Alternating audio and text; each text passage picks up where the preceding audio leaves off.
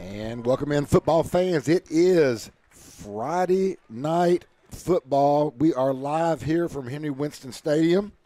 It is your Friendswood Mustangs ready to get on the winning side of district, coming in 0-2 tonight versus the 5-0 on the season Angleton Wildcats. And we'll go through some of their stats here in just a second. I am Kirk Lowe, joined as always by the coach. Coach Josh Fritz. Coach, how are you this evening? I'm doing well, Kirk, and yourself? Beautiful. It's a beautiful night. It's Friday night.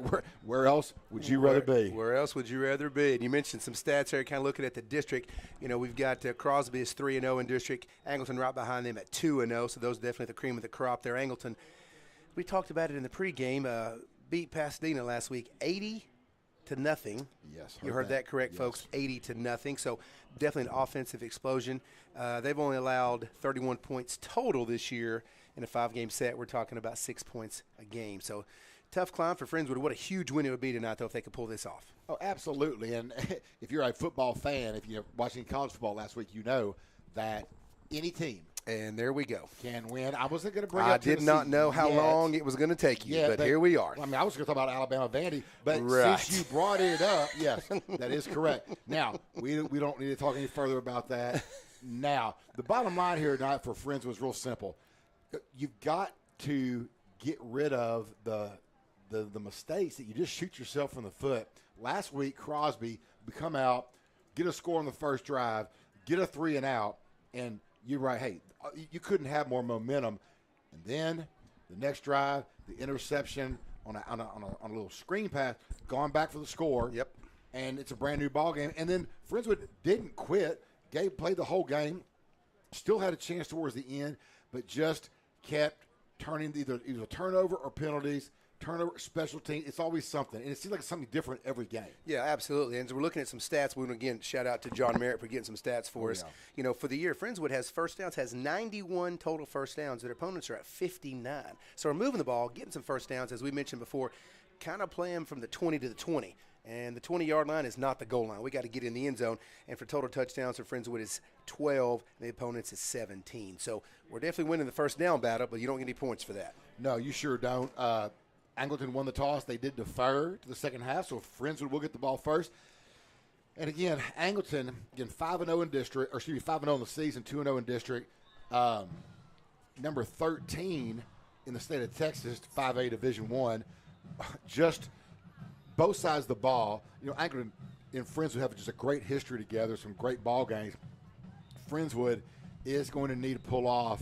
It's got to be one of those games where just everything goes right for them.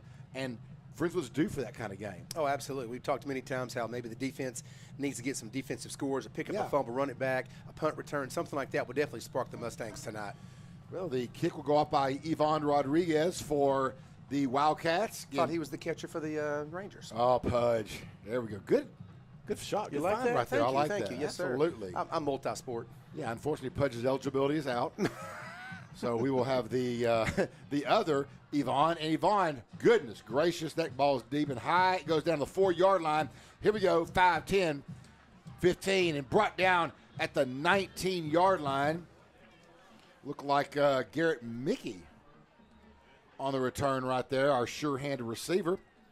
And I look forward to Friendswood maybe getting him involved a little more. He did such a Yes. great job last year. He's made some miraculous catches this year. Two or three of them we talked about. Some of them we didn't think he'd even get close to. And he was only targeted a couple games ago 3 times. We need to get him the ball a little more, target his way, and see what he can do. Mikey Butler is in at quarterback, and we saw him play the entire game last week. Friendswood comes out in their usual twins up top, single receiver down low, a BB in the backfield along with Walker Winters. Winters hand off to the right side.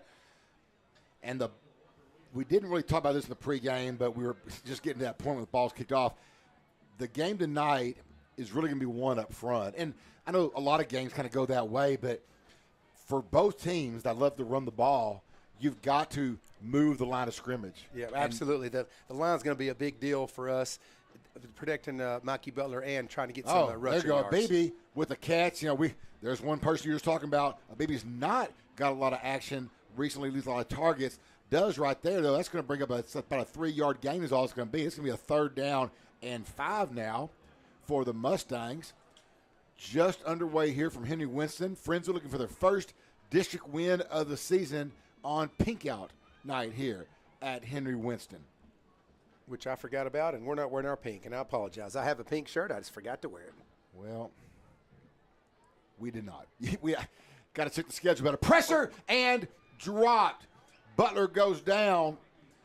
He is brought down quickly that time by Melvon Cordy Perry, the senior defensive end, and Friendswood's first drive is 3 and out. And there it is. We just mentioned the line. I'm sure they're going to be talking about ways to protect Butler a little bit better. Looks like he's almost 100%. I know Brister did a good job filling in for him a couple weeks ago, and last week Mikey was out there. We also mentioned, I went back and listened to some old games, and Mikey did do our punting a lot for the previous years and did a really good job. So that's we got to get to flip the field with our punter here sometimes. For sure. Ronan Wilson's going to do the kicking boot, and that ball is almost blocked, but he does get it away, and it's a short kick out of bounds. See where they're going to mark it. Some good pressure that time by the Angleton D, and they're going to put right at the 40-yard line. Yeah, the side judge keeps walking down the line, doesn't he? They're putting it at the Friendswood 40-yard line. So Angleton comes in with a powerful offense. This Angleton offense reminds me a little of Fulshire. Last couple of years, they just have a bunch of big backs. They got 3 backs that all carry the ball, and they do it very well. Again, watching that offensive line up front. And I say run the ball, and the first thing they do is they're going to throw the ball. That, again, is why I'm up here in the booth. Bryce Duran, now he is 57% on the season. Looked like he threw to Deshaun Sanders that time. Again, some really good receivers as well. One of them is the Jammer. They got a Quentin Jammer. The whole Jammer family in Angleton have been around forever. Caleb Jammer's another one. So first play, pass, second play, run, right side. They do like a lot of zone read. Still running 30, 25, stutter step 20, and out of bounds. That is going to be number 2, Jamarcus Shockley. He is their leading rusher this year. He's got 135 yards per game, 9 touchdowns on the ground this season, 2 from the air. Yeah, he just bounced that out to the right side. A couple of nice little stiff arms by him, getting him outside those quick feet. Got him a good first down there. Yeah, they do a lot of zone reads. They will. Again, they will just rotate backs in. Sometimes they'll have a couple backs in there together. They have no receivers right now, and there's a lot of movement up front. 15, Shockley down to the 10-yard line, about a yard and a half short of the first, because that was a tight set right there. Yeah, absolutely. Everybody was packed in there just trying to say, okay, we're going to go man on man and see who can win that battle. And Angleton won that one for sure. It is a second down and maybe 2 for the Wildcats. Again, Shockley in there at tailback.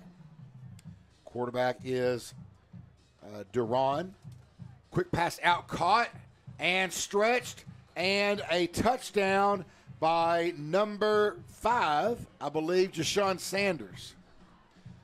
And that was a 4-play drive from the 40, and it is 6-0 Angleton, just like that.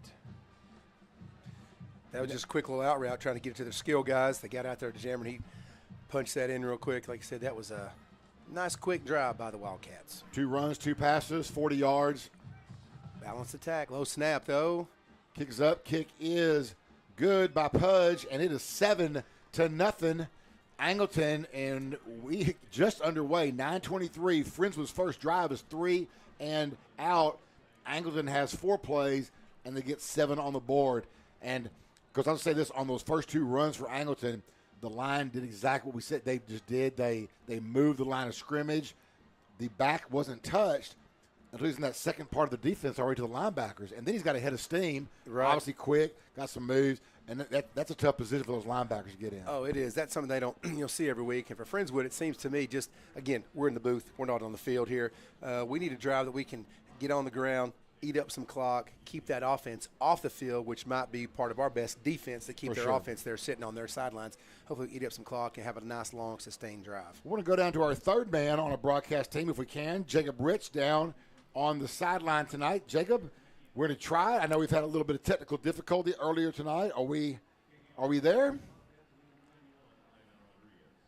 I know Jacob's down there. I see him, and he's probably listening to me right now and going, well, I guess that answers the question.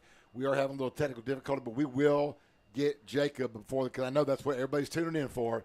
Where's Jacob? We get all the ask. Where's Jacob? That's right. He's a hard-working young man. We will get him for you, yes. Until the meantime, sorry, you're stuck with Coach and myself. Yeah, well, there's burdens to bear for everyone. Absolutely. If that's the worst you got, you're living a pretty good life. 9:23 left here in the first quarter. Angleton on top, 7-0 here on Pinky Out Night from Henry Winston. Rodriguez again back to kick. Kickoff number 2. We caught at the 10-yard line. 15. Oh, he did fair catch. He did. I was wondering what he's doing taking off. Garrett Mickey did the fair catch at the 10-yard line. Isn't that a penalty in college? You can't fair catch it and then take not. off. That's right. They didn't call it here at the high school level, but.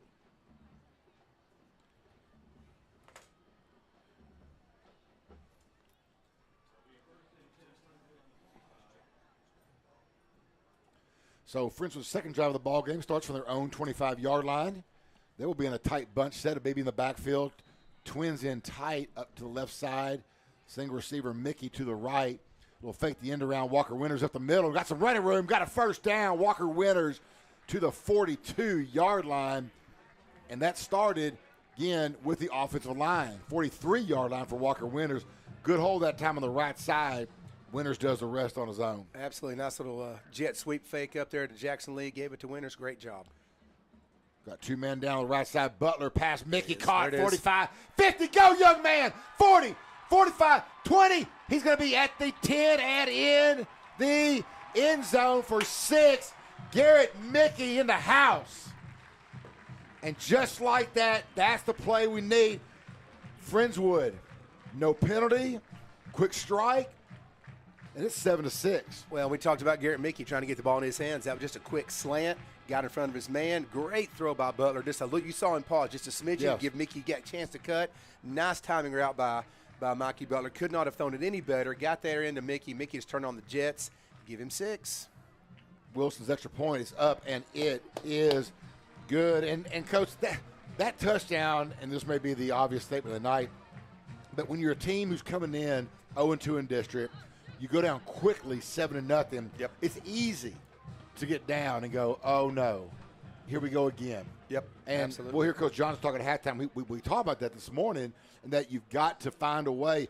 That's how you find a way right there. You answer what Angleton did, and now there's no hanging the heads of here we are again. Here we are again. You're in a brand new ball game. It's back to 0. It's 7-7. It's back to square one. Yeah, it's back to square one. You know, there's coaches on the sidelines keeping everybody up, keeping them excited, telling them don't get their heads down, just trying to encourage them. Great job again by the offense.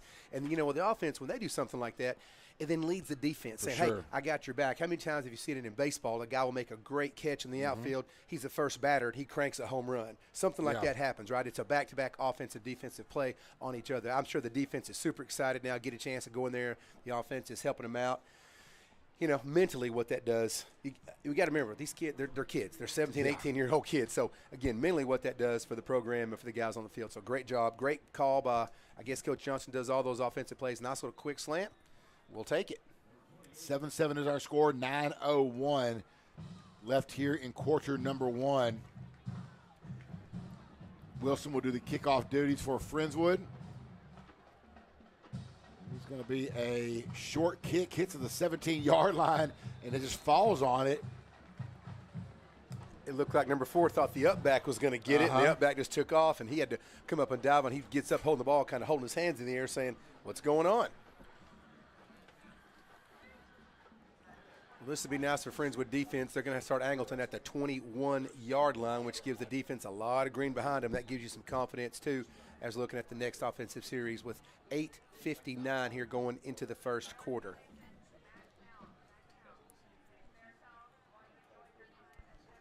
First and 10 Wildcats. Ball again is on the Wildcat 20-yard line. They like that tight set, don't they? They sure are. A lot of movement up front there, 25 to 27-yard line. That is going to be that's 2, Jamarcus Shockley again. Shockley seems to be the feature back tonight. What a great thing it'd be if Friendswood defense could get a turnover right here and give us another chance. Jacob, we're going to come down to you after this play right here if we can. Second down and 5. 8:28 and counting. End around 35, 40, 45. Makes a move. 50. Cuts it back 40. 35-yard line goes Shockley. Gets down to the Mustang 33 and lets us know that's a first down. Again, Shockley comes in averaging 135 yards per game. And he is churning it up right now. Jacob, how's that mic?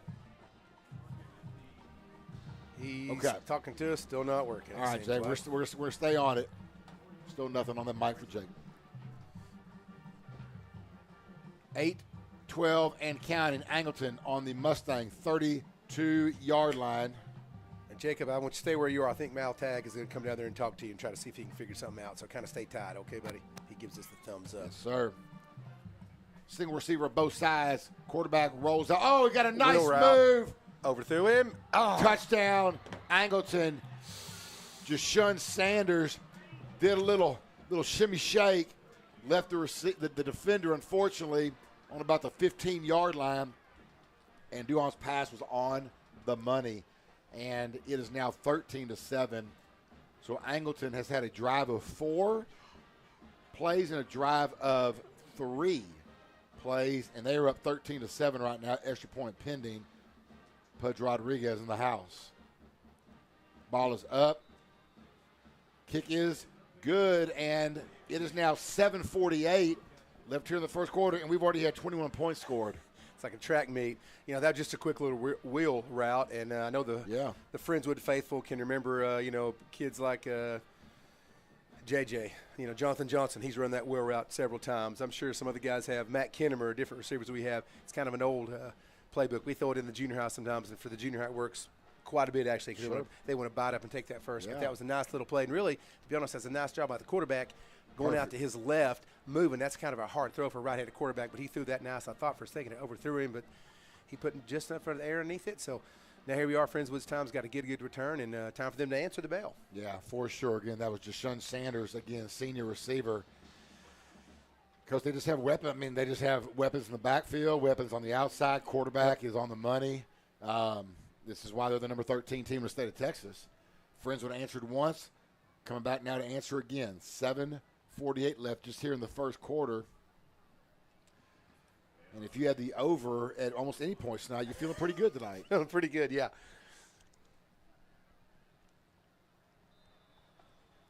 Again, Friendswood looking for their first district win this season, losing to LaPorte at home, losing to Crosby last week in a game that kind of, again, went down to the end.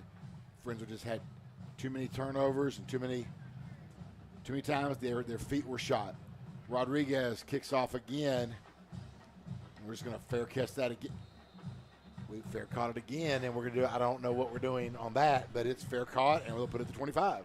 Yeah, he's fair catching it and taking a few steps. I don't really know what's going on with that, but at least it's not a penalty like it is in other Division I's and things like that. So the Mustangs will start on the 25. That last drive for the Wildcats was on the 21, and they drove that down there relatively quickly. It's 7:47. You mentioned earlier maybe it's a quick game. It's some quick scoring. Quick scoring for sure. Yeah. Well, yeah. When you come in and both teams are just run the ball the way they do, but we're not anticipating 21 points on the board quite either. Yeah. A little end around here to Jackson Lee. Going to be thrown out of bounds on the 28-yard line. It's going to be number 4, Caden Edwards, senior, leading the team in tackles at 6 per game. Edwards, again, this defense just as strong as their offense. They were really good on both sides of the football. Twin receivers up top for Friendswood. Single receiver is Jackson Lee to the right side. Friendswood moving left to right. Friendswood in their blue, kind of those Indianapolis Colt looks again with the white helmet. Mikey Butler back to pass. He's rolling out now to his right side, trying to run on his own, and slides down right at the 30. Had to slide down before he got hit. And it'll bring him a 3rd down and 5 for the Mustangs. Yeah, nobody was open, so he decided to take off real quick and use his feet. Not a bad move. I don't rather him do that than force something, so he just kind of took off there and take a slide. Smart, protect himself for the next play. So we're going to have trips receivers to our right side here. We're going to have Jerami, Abibi, and Mickey Jackson Lee all alone up top. Little fumble. Little hitch. Had a bad chance on the just even getting the ball in his hands, and Butler's dropped for a loss. Well, it's not going to be a lot, but brought back to the line of scrimmage. Butler comes off a little slow after that play, so the clock still runs at 6:50. So Friendswood, third drive, very similar to the first drive, just a 3 and out, and Angleton's going to have good field position again. Now, last time Angleton brought the pressure, almost got a tip on the punt. They're not going to have all 10 up this time. He's setting up a return possibly. Ronan Wilson's kick is high and short, and it is going to hit at the Wildcat 45. Takes a bounce to the Wildcat 42, where it will be down. 6:20 left. Angleton up 14-7.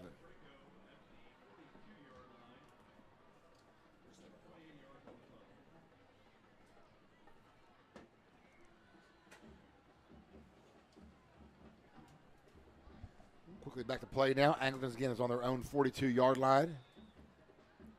Back in their tight set. Single back, quarterback under center, which we don't see too often. And Bryce Duran, just a good quarterback. He's got a 111 quarterback rating. Run up the middle. This time does not go too far, maybe 2 yards. Shockley again on the run. We got a Friendswood player down the back. Be a timeout on the field. So it'll be 2nd and 8 now with 6:08 left here in the first quarter. You know, that when Caleb Allen got in there and made the initial contact, tripped him up, and then the play was finished off. Looked like by Ruffino. Looks like that's Brazina down there nursing an ankle or something. Quick shout out. Thank you guys for listening out to us. We got a Mrs. Webster says it's game time. Oh, Mrs. Webster's on the road tonight, Coach. Not in Fort Worth. Coming down the south side. Oh, is she? Yes, she is. That is awesome. We'll have a safe trip for sure. And, of course, we have to talk. Miss Donna Nelson has chatted us up. I mean, that's like the sunrise. You know, it comes every day. If there was no Miss Nelson on this right now, we'd probably have to just shut this down. Yeah, for sure, for sure. And, of course, Coach Butler right there chatting us up, saying go Mustangs. And hopefully we get the W tonight. Look forward here in a few weeks. Our football season is about to end at the junior. Now we have a little time here in the game. Our football season is about to end, and then basketball starts up. We're going to start earlier this year, the 28th of October, and we're going to have the tryouts starting off for the boys and the girls there at the junior high. And it's starting earlier. Our new district wants us to have everything finished before May, so our basketball season is actually going to be over the weekend of January the 18th, which is really early for us. Normally I have to tell my wife and apologize on Valentine's Day that I'm not with her. I'm at some tournament somewhere trying to win the district championship, and she's like, just buy me something when you get home, you know, and we'll go out to eat or something. But it's almost a month early as Brazina comes off there walking on his ankle. Looks like he got it rolled a little bit. But, you know, it's going to be a different season. We're going to have a lot. The bulk of it's going to be taken care of before Christmas, and then we'll knock out a couple games and tournament after the break. So it's going to be fun and a good time when basketball season starts. 2nd and 8 now, back to live action. 6:04 left here in the first quarter. Angleton on top, 14-7. Got a little double shift now. You have one single receiver up top. Everyone else in tight. Little toss to the right side. Still trying to get out there. Really nowhere to go that time. Good defensive pressure that time on the left side. 3rd down and 7.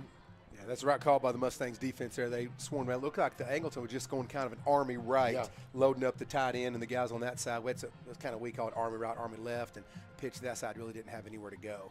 So we'll see now if Duran will air it out. This time again, got a good group of receivers. Jackson, Jammer, Deshaun Sanders. 3rd and actually 8. Duran back to pass. Oh, he's just going up top. Got a man. He overthrows his receiver, looking for Nicholas Jackson. Just a little too much on that ball, and that will bring up now 4th down and 8. And Duran stays in the game. He is going to do the punting. Always good to have your quarterback as a punter, too. Yeah, like I said, we've had that with Mikey Butler in the past, and it, you know, just kind of makes it easier on it if you want to do a fake or something. And, you know, with his leg not being 100%, that does hurt us on the long run. It's hard to flip the field because he does a really good job of that. But that's just a third. When you get 3rd and 6, 3rd and 8, it really limits the playbook. Friendswood had no one back, just letting it roll in the end zone. Get there, please do. Thank you.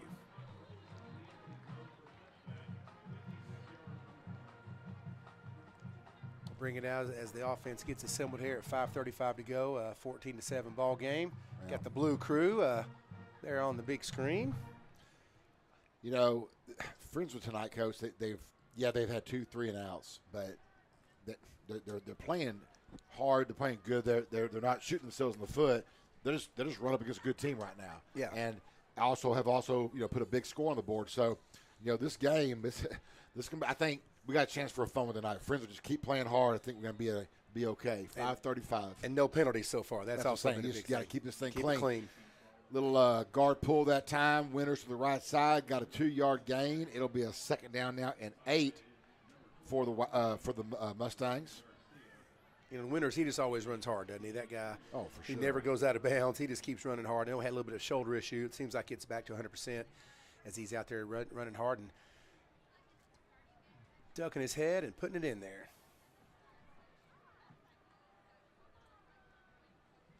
Back to passes Butler. He's got a run, and he is going to be brought down for a loss of about 4. And again, that line, there's just not enough time. That pass he did to Mickey on the touchdown was just a quick, get it, hit, go.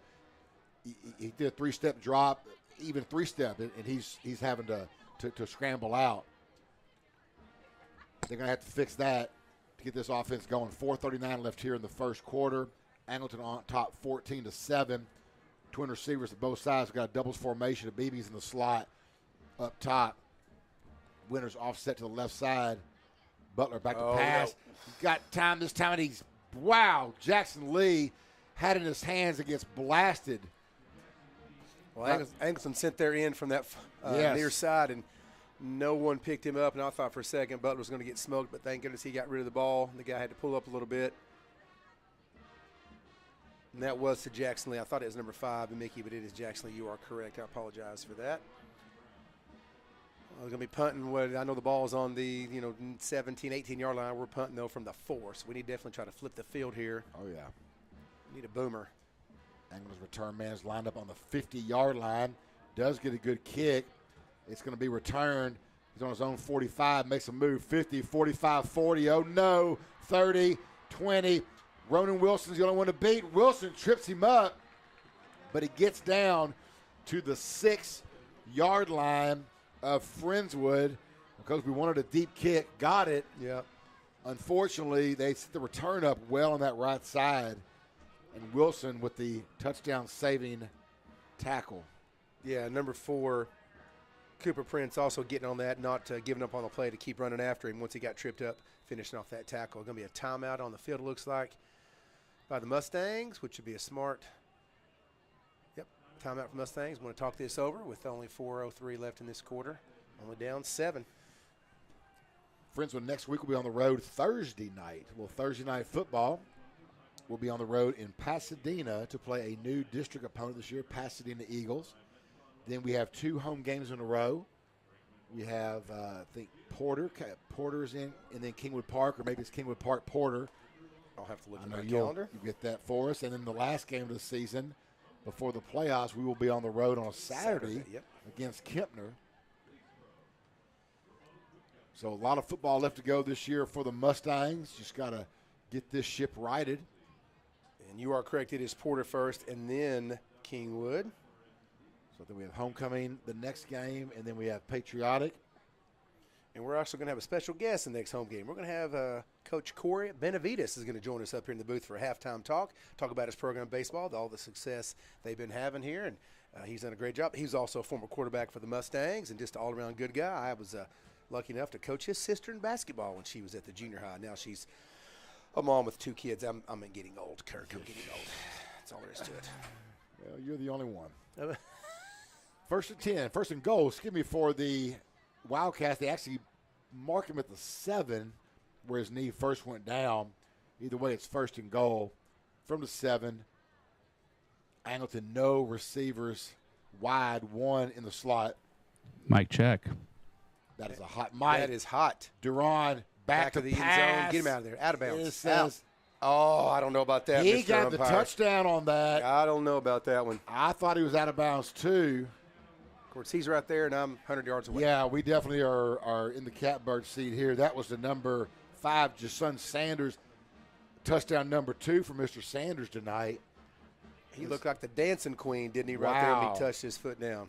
That was a bullet from Duran. I mean, on the run again, Coach, like you said earlier, he just does a great job of that. Rodriguez's kick is up, and it is good. And it is Wildcats now 21-7 in the first quarter. 3:56 left. You know, we said Angleton comes in averaging 50 a game, and you know they've had some. They've played some teams. You know, they got the 80 last week against Pasadena, so I know that skews it a little bit. But it does. I don't think now that we're seeing them in live, I don't think it skews it that much. Well, I mean, you got to consider Pasadena in district has not scored a touchdown. They've been outscored 0 to 129 in district games. Okay. And for the season, they've been outscored 63 to 192. So, you know, they're like I said, they're a, you know, relatively new school. Yeah. You know, fighting their way up, trying to establish a program there. So that kind of skews the data a little bit when you have an outlier of 80 points. No, for sure. But you know, and yes, Angleton has 21, but we've also, you know, we talk about clean game. Special teams is a part of that, Coach, and you get a return down to 7. Yep. And that's an easy touchdown right there for the Wildcats. So puts Friendswood's defense in a huge bind. And now Friendswood's offense down 14, which again, as you get down, then your playbook starts limiting because you're going to have to start opening it up more. And you just put yourself in tough spots. This time, no fair catch. Caught by Mickey, the 5-10. Brought down at the 19-yard line is Garrett Mickey. Angleton's coverage team does a great job. 3:49 left here in the first quarter. Angleton on top 21-7. You know, now looking down there at the team, Kirk, I really don't see anyone at Angleton who's just, you look at, like last week, the running back that we played against, just a 6'1", 185, just rocked up. No one, I mean, they're good-sized kids, but no one stands out as a massively large individual. Right. They're just super athletic. And this defense is not, they don't have one or two guys that go, oh, my gosh. Right. They have a team, a They squad that just runs to the football. Absolutely. Trips formation, left side, Winters run up the middle, about a 1, maybe 2-yard gain. Jacob, I think we got a mic fix. How we doing down there? Can y'all hear me? Oh, Jacob, turn it down, son. That was super. No, we got you. That's my fault. I'm just messing with you. My bad, y'all. I know. Jacob, hey, we're glad to hear from you, sir. Yes, sir. Relief to finally be heard again, you know? Absolutely. We got a little run here. Oh, and a flag. Butler around the right side. Yeah, that was a good one. Likely taken away by the flag, unfortunately. I think you're right, Jack. I think that's going to be a hold. It's a hold against the Mustangs. And, you know, we were just talking about, if you heard us earlier, but we got to clean it up, obviously, the penalties, right. the special things. And the first couple drives on both sides were, we were down 14-7, but it was good clean. Then you have a special teams mistake. Right. And this is our first penalty of the ball game. And, you know, you've got to win these games against these quality opponents, you've got to have a good, strong, clean game. Absolutely. And, I mean, that's one of the biggest issues that Friendswood's needed to clean up this season is their penalties, especially in, like, key drives and key moments that really, really hinder our offense's ability to move the ball. Yeah, and it's so frustrating as a coach because, you know, I talked to Coach Johnson this morning. It's you can plan your specialty, you can plan D, but you don't never know where those penalties are going to come from and all. I mean, you can do everything. It's just that's hard to plan for. Absolutely. Yeah, you can't plan for that. No, a baby on the catch from Butler. Ball was out. loose. Oh, no, ball was loose. They're going to get it to the ball's at the 20-yard line. Have you seen the signal yet? Nope. They're giving it to Angleton. Oh, Angleton football.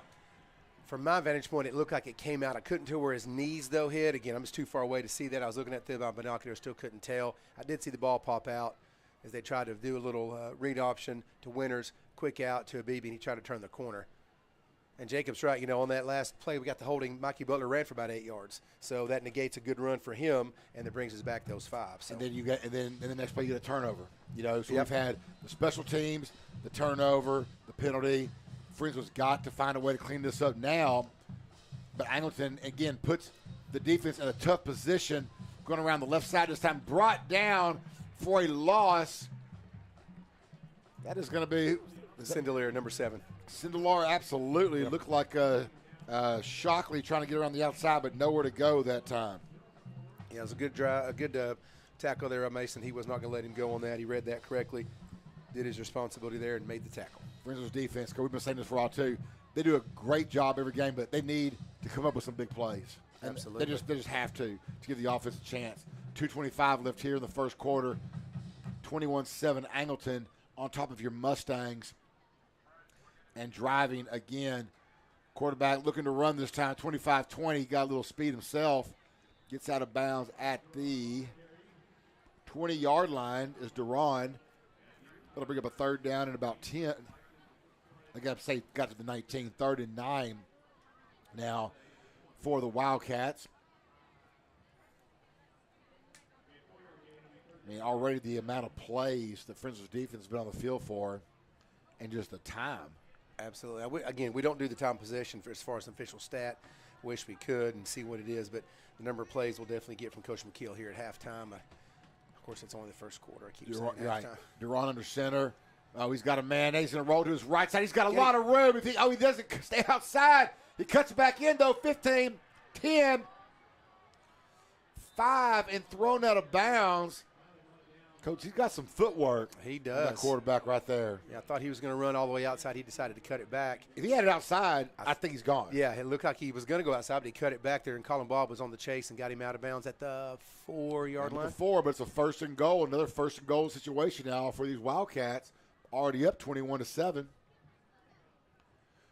So Friendswood get some defense. I'm sorry, some defense in. Garrison McElwain, 34, comes in trying to get some subs on the defensive side here real quick. No, I was just going to say, we've now seen another weapon on offense with Duran at quarterback. Handoff around the right side. That's a big back right there, number 16. Yes, that's sir. Actually a tight end, sophomore Wyatt Nealon. Gets about 2. They just did that tight end, little end around with him. Well, they had 24 on that Jackson Dantley. He's also a tight end. He was a pretty good-sized kid there as a blocker. Just going heavy. 2nd down and a long 2. Let's call him power. Let's not call him heavy, Kurt. Let's call it power. Oh, I forgot. I'm not woke. I apologize. 2nd down and goal. Now, from that, we got a penalty flag. Probably for that comment. False start on the Wildcats. Well, one penalty apiece. There you go. I mean, we'll take everything we can get. Absolutely. Yeah, you can tell the quarterback, he threw his hands up. He knew they'd moved as soon as he kind of got down there. Now Mustangs are subbing, trying to get some more guys in there, give them a quick break. For sure, Freshen up that defense. That defense, again, get gas, get quick refuel, and get back out there. Unfortunately, they had just been on the field a lot of this first quarter. Yeah.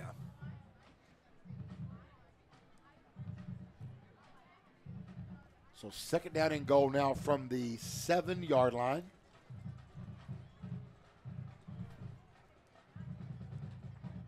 Got a receiver now on the left side. Boom. Snap was high. Pick it. Pass is up, and it is incomplete over the head of both the defender and number 5, Deshaun Sanders. Sanders looking for touchdown number 3. That ball was snapped over Duran's head. He just tipped it with his fingertips to keep that ball in his possession.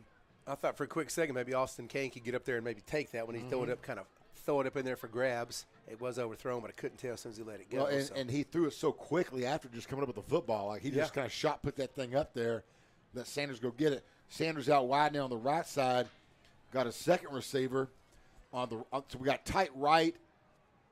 Now we got 3 men in motion out of the left side. Duran just a run around the left end, makes a move to the 5, and he is not going to go anywhere else. What a wall. Actually, they say got to the 7.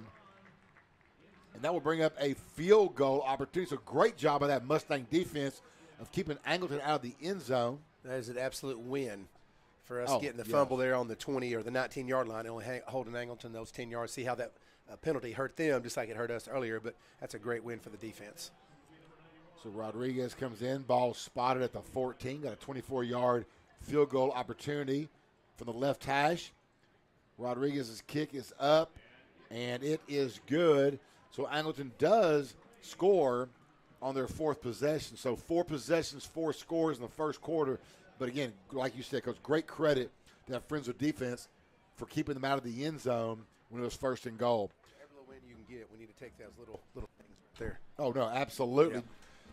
So, Jacob, we'll go down to you because we don't get this feel up here in the booth, but, we talk about we don't want to have the attitude of here we go again. Right. But what is your sense right now on the side? I mean, how are we? It's it's not cheerful, that's for sure. Because I mean, like you just said, Angleton's had the ball 4 times. They've scored 4 times.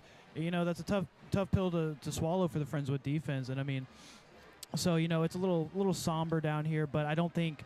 I mean, by far the players have not given up yet. But you know, they're just kind of in like that mode where, you know, it's time to get serious and make something happen before this game gets even further out of hand. Right. No, now's the time to do it for sure. The offense needs to come out here and get some points on the board, even a field goal. Just do something. Right. Get positive movement down the field. Right now it's 24-7. Wildcats, the only score Friendswood has was on the strike from Butler. It's on a little slant route to Garrett Mickey there early in the first quarter. But Angleton has had the ball 4 times and has scored 4 times. Kick goes down to the right side again. Garrett Mickey at the 10-yard line, 15, 20, trying to find a seam. Almost bounced it outside. Got a flag on the play, though. Got to almost the 30-yard line, but usually that's going to bring it back, and that's the last play of the first quarter. It is a hold, and it is against the Mustangs. That'll move them back. So the first quarter is over. It is in the books, and the Angleton Wildcats are up 24-7 on your Friendswood Mustangs. And Coach, you know, we obviously we've talked about any mistakes. You got to keep it clean, but boy, Angleton has done a great job of taking full advantage when you do make a mistake. Yeah, and they mix it up. They've got a good run. They got a good pass. They kind of mix it up back and forth. You kind of watch all the angles are not. I thought, like you, might be heavy run tonight with the different running backs they have, but they've done a great job. Their quarterback has done well. He's had some design runs himself. The snaps back, he takes off with it. So they've done a nice job. And really the defense of the Mustangs have done pretty well. We just got to minimize. I shouldn't have jinxed this. I said we've had no penalties. Now we've had 2 within the last 4 minutes of the first half. And a fumble. And a fumble. So those are the types of things that that shoot yourselves in the foot. Well, so correctable, very correctable. How many times does Friendswood's defense come after a game? I mean, you look at where the drive started, Coach. They had a drive start inside the 10. That one started at the 20.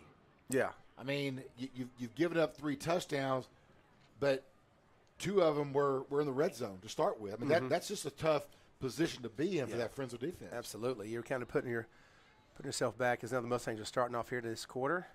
Own 15-yard line, winners. Right side, then brings it back to the middle, get a couple yards. Just tough sledding up there. Going to give him 4 yards actually on that carry. He's going to put it at the 19-yard line, so a 2nd down and 6 now for the Mustangs. It's just underway here in the second quarter. Winners again this time around the left side, puts his head down and gets tackled by 1 man, and it is going to be about 3 yards short of the first down now, so we'll have a 3rd down and 3. Friends are coming out trying to establish a little run game here. BB in the backfield on the right side. Winners up the middle. That's going to be close. Yeah, they're going to give it to him. Sure did. Got to the 25-yard line, and that's exactly what he needed. So 3 plays and a first down for your Friendswood Mustangs. They're actually going to spot him at the 26-yard line. Would imagine Friendswood's going to set up a little play action here shortly. Bad snap. Butler takes off smart. Keep it, on his right side, but brought down quickly that time. That's the left end. Let's see, we get a number on that. That's Cordy Perry right there. Yeah, Butler had just tough snap, had to pick it up, and then just made something out of nothing. Gets about a half yard though is all, so it'll still be 2nd down now and 10. Handoff winners. Left side had a hole, brought down at the 30. So we'll give him, about 4 yards on that. Going to bring him a 3rd down and 6 now. Number 4, Edwards, came out of nowhere to make that tackle there for the Wildcats. They've had some good hitters. They have. So far this season, the Wildcats D has. Trip formation, left side, single receiver up top. That looks like Mickey up. No, it's number 2 up top. That's 2, yeah. That is Caden Crow, number 2. I don't see Mickey in the game at this point now. We got Jerome. Now we're going to have Jackson Lee in the backfield. We got 2 backs. Now Jackson Lee's going to come back out with the BB on the left side. Butler, looking for that throwback, looking for a screen, and there's nobody there. They were trying to set the screen up the middle there with to give it to Winners, and they didn't bite on it. So that will bring up a 4th down and 6. Stops the clock with 9:55 left here in the second quarter, and the Mustangs will punt the ball. Did get a first down that drive, but will have to give the football up. Wilson coming into the punting duty. was just going to say, if this was about 4th and 2 from the 35, 34, would you go for it down that much? Would you give it a shot? So I think you do. I would. Wilson gets a high, booming kick away. That's going to be fair caught at the 38-yard line of Angleton. So Angleton will start their 5th drive of the ball game. And Friendswood's defense at least has some more field behind them this time to give themselves a better chance. Jacob, win, lose, rain or shine, how's that Friendswood crowd tonight? Oh, it's packed like it always is. And I mean, I say it almost every week, you know, like you just said, rain out here. Yeah, for sure. And, you know, I'll give Angleton credit. It's the best road crowd we've had. Definitely the best senior here. Well, you know, Angleton's just right down the road, and, of course, they've got a squad. And I think, you know, that helps. As we're talking, I see the officials marching a ball off as there was another penalty this time against Friendswood. So the ball's now on the 49-yard line. So, again, we got to clean those penalties up. Should have never said anything, right? That is the ultimate jinx right there. 9:47, 24-7. Angleton, Duran fakes the handoff. Got a man that is caught at the 32-yard line. Tiptoes the 25-20. Still on his feet down to the 15-yard line. That is number 11, Nicholas Jackson. And first of all, great throw again by Duran. And then Jackson does a great job just tiptoeing down there.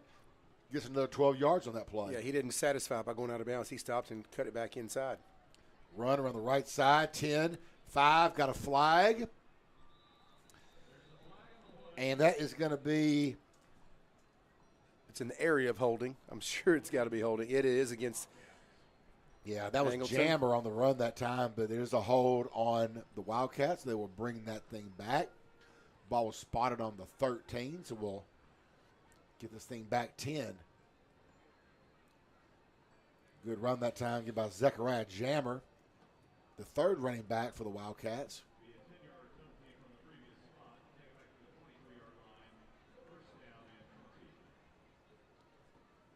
So the ball was on the 13, excuse me. Now it's on the 23. So it is 9:24 left here in the first quarter. Angleton up 24-7. 1st and 20 now for the Wildcats.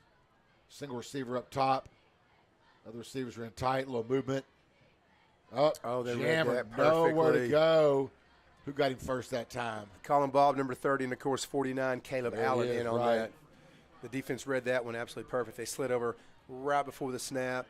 Got through there. Bob and Allen were barely even touched as they made the tackle. Need another play like that right here. 2nd down and 20. 2nd and 22 now for the Wildcats. Gives Friendswood's defense a little bit more life. Angleton taking their time right now. Play clock down to 10. Single receiver to both sides. Duran back to pass. Just going one-on-one. Overthrows number 11, Sanders. Yep. Excuse me, that's Nicholas Jackson, number 11. And Jackson had his man beat. Just couldn't quite make the connection. Duran just stepped back and let that thing go. If he'd have waited another half a second, he probably would have had him right there, but he let it go kind of quick. Our extraordinary Al Tag was on the big Tron just now, the big screen there. Good old Al. He one that gets us going here. He sure does. 8:38 left here in the first half. 24-7 Angleton. And Angleton's going to call a timeout. It's 3rd and 22. There's not a lot of plays from 3rd and 22 in your playbook. They might have to call a timeout to draw something up here. Yeah, we're going to go halfback option pass. How about the hook and ladder? Don't say that very often. But Don't see it very often. Well, when it works, though, it's pretty. Oh, it is nice. Quick shout out to Uncle Gumby. He's listening again, saying, let's go Mustangs. Let's go Mikey Butler. Appreciate you always listening in. Actually, James Gumbert. I guess I should address him appropriately. He's always a solid listener. We appreciate him checking us out.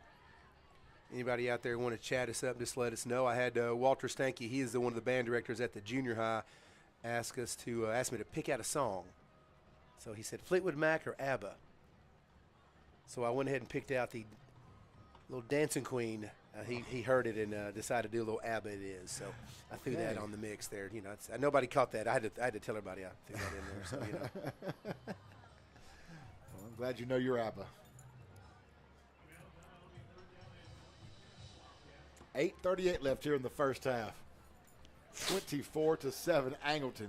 3rd and 22. I'll need to ride home, by the way. Duran back to pass. Got some pressure. Hang on to it. Duran. Yes. Perfect. There you go, Mustangs D. That is Jacob Molina, number 97. Attaboy, Jacob. No doubt. That's, again, every little bit you can get. That's a big win right there for the Mustang defense. Big win. And they are going to – They're going to try. They're going to go a 45-yard field goal. They sure are. Coach Pudge Rodriguez is in the Hall of Fame. Does he have the foot? Right hash, 45 yards. Ball is down. Kick is Be short. Up. Be short. It is going to be short. It's going to be returned. It's about 8 yards deep in the end zone. Rufino. Returned to the 15, the 20, 25, and Rufino is brought out of bounds. Wow. No kick six on that one. No, that would have been nice, wouldn't it? No, Jacob, I would have loved to have seen Rufino run right past you on the sideline right there. Oh, that would have been beautiful. I was hoping for that, honestly. Oh, my gosh. You know, I love the effort right there, but bottom line is this. Great stand by the defense. Oh, that's exactly what the doctor ordered for this Mustangs defense. I mean, we've been talking about it. They've been putting some really tough spots as far as field positioning goes. So for them to get a good stop like that, that's huge. Yes, no doubt. Now, question is, can the offense take that momentum? Right. We shall see, and we need that oh so badly. If you're a Mustang fan, need to see the offense get clicking. Twin receivers up top, single receiver down low. Butler rolling to his right side, got a flag at the hold. Butler just has to throw that ball out of bounds. And then another flag comes in, but the hole was already there. Good coverage by the Angleton defense. Butler had to try to make something. Well, by that time, the hole was already there. It was already here. Yeah, it was already there before Butler had a chance to even get out there. Again, should have never said that. We've now had, 4 or 5 penalties since we started the first quarter, pretty clean. And that's going to – decent field position on the return by Rufino's not going to kick us back 10 yards. That's, again, 1 step forward and 2 steps back right there. Yeah. Angleton could not recover from their holding penalty the last drive. We just got to find – I think Friendswood is still looking a little bit on the identity to say what is it we're going to do offensively. I mean, the running game has not – it's just not been where you want it to be, I know. And – right now, you know, the first game or two, we had the passing game was good with Lee and Mickey, and then it's just kind of fallen off a little bit. And just kind of looking now, again, you've had Butler was hurt.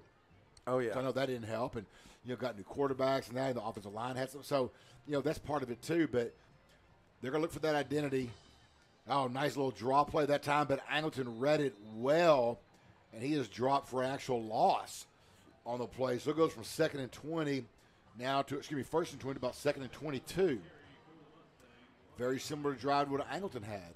Yeah, that was number 90, Camden Brown, senior defensive lineman, read that pretty well. Made the tackle there in the backfield. A little draw play by the Mustangs trying to catch him off guard. Trips formation, left side single receiver up top.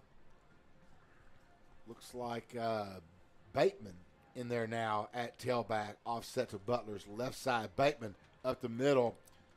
And because there's just nowhere to go right nothing. Now. That defensive line is putting the pressure on them. Yeah, no can do with that line. They're doing much they can with that D line of Angleton, just kind of having their way there and getting through. 3rd down and 22 for the Mustangs. Got a BB Jerami. We got Jackson Lees. That Mickey up top is that Crow again. That is Mickey. He's back in the game. The BB now in the backfield in that H-back set. Bateman in for Walker Winters right now. Clock rolling, 6:20 left here in the first half. Butler, quick strike pass. That is caught after it goes through Jerami's hands. Jackson Lee makes the catch. That was totally intended for Jerami. Right through his hands. Right through Jackson Lee dives, makes the catch. It's all for naught since we're having a punt anyway, but it was kind of a funny little play there. It was, yeah, it's a great play that goes for about 8, but you needed 22 So it is now 4th and 13 for the Mustangs. And Angleton again, Coach, is going to have good field position. And plenty of time on the clock. It's only 5:40 and counting. So Ronan Daniels in a kick. Pressure from Angleton. He just got it away. It's going to bounce at the 40. Picked up at the 37-yard line. And I nice. cannot believe he picked that up. I can't either. 2 men down there. He may get Brought talked down to. by Rudolph. He may get talked to and say, bro, don't be a hero. That was not a smart No play. reason for that. Ty Rudolph right there in his face brought him down. Yeah. So 5:27 left here in the first half. 24-7 Angleton ball will be spotted at the Wildcat 39-yard line. And because again, I know we don't have these numbers, but Friendswood's defense is back on the field. Yeah, for sure. And I'm sure they'll be swapping out some guys, trying to get some fresh legs in there. Angleton's going tight set. Hand off left side, cut back the middle, really know where to go that time. Good job by that Friendswood defense. Yep. The line's playing good. The linebackers coming in to help out. They're sneaking up when they need to. You know, in addition to being there when you need to be, they also be able to make the tackle. They've done a great job not really getting anybody to shake them too much, and that's what we work on at the junior high level. We may get there, but we got to make the actual tackle, and so they're doing a good job of wrapping up and making sure once they do make initial contact, they don't get through. So great job by those guys. 2nd down and 8 now for the Wildcats. Ball's on their own 41-yard line. Fake, Duran. Oh, he's got a man wide open. Got a man wide open. If he can get him, he overthrows his intended receiver, Jackson. 11. Nicholas Jackson again. Duran and Jackson have had one good combination, but they've been off on the connection, Coach, just about a step or two. And I think he had to throw that a little sooner than he wanted to. Yes. The defensive line of Mustangs that got near the D and had kind of put a little pressure on him, and he probably let it go right before he wanted to let it go. Jackson did have his man beat. He did. 3rd and 8 now for the Wildcats. Ball's on their own 41-yard line. Duran, left side, got a man that's going to be incomplete. Rolling to his left, throwing from his right.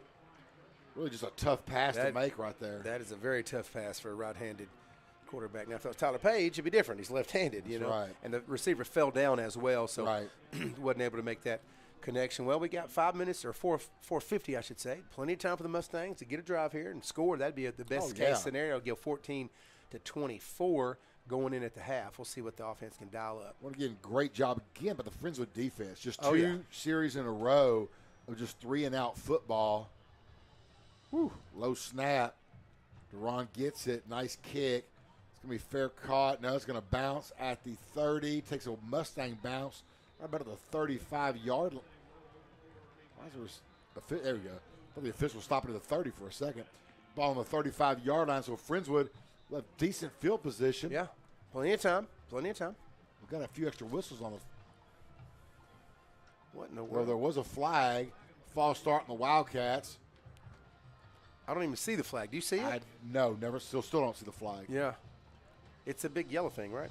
That's mostly, usually. I don't see anything on the field. No. So we'll take it. I'll take what I can get. I'll take any yards I can. Here's the offense back on the field here again. 4:41, plenty of time to score. Friends was just going to do.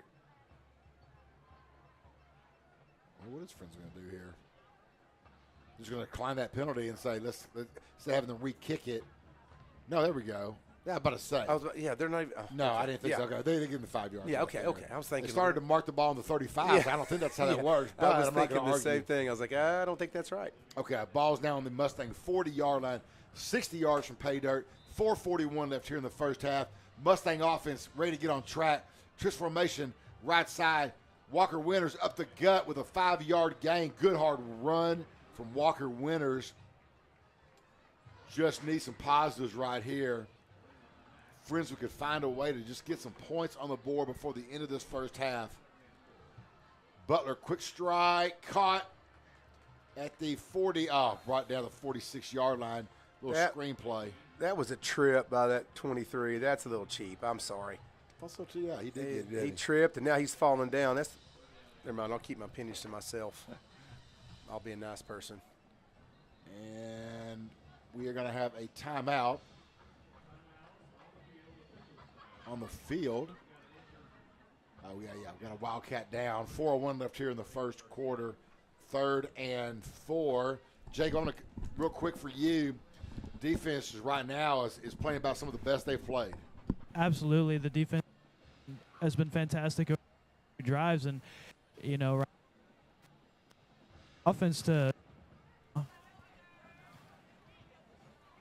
Yeah, well, Jefferson, I'm sorry, we're in and out right there. We apologize on that, but you're right. I mean, the defense is just playing they're doing everything they can, Coach, to get this win tonight. Again, 2 scores were set up from the red zone. Besides that, they've given up the 10 points, and it'll be a 10-7 ball game right here. So defense doing all they can. Offense, I know when you're in a position like that, you want to do everything you can to say, hey, defense, I'm in it with you, and it's just been tough sledding against Angleton defense. 3rd down and 4, Walker Winters to the left side, gets about a yard. Got to match this 4-down territory here.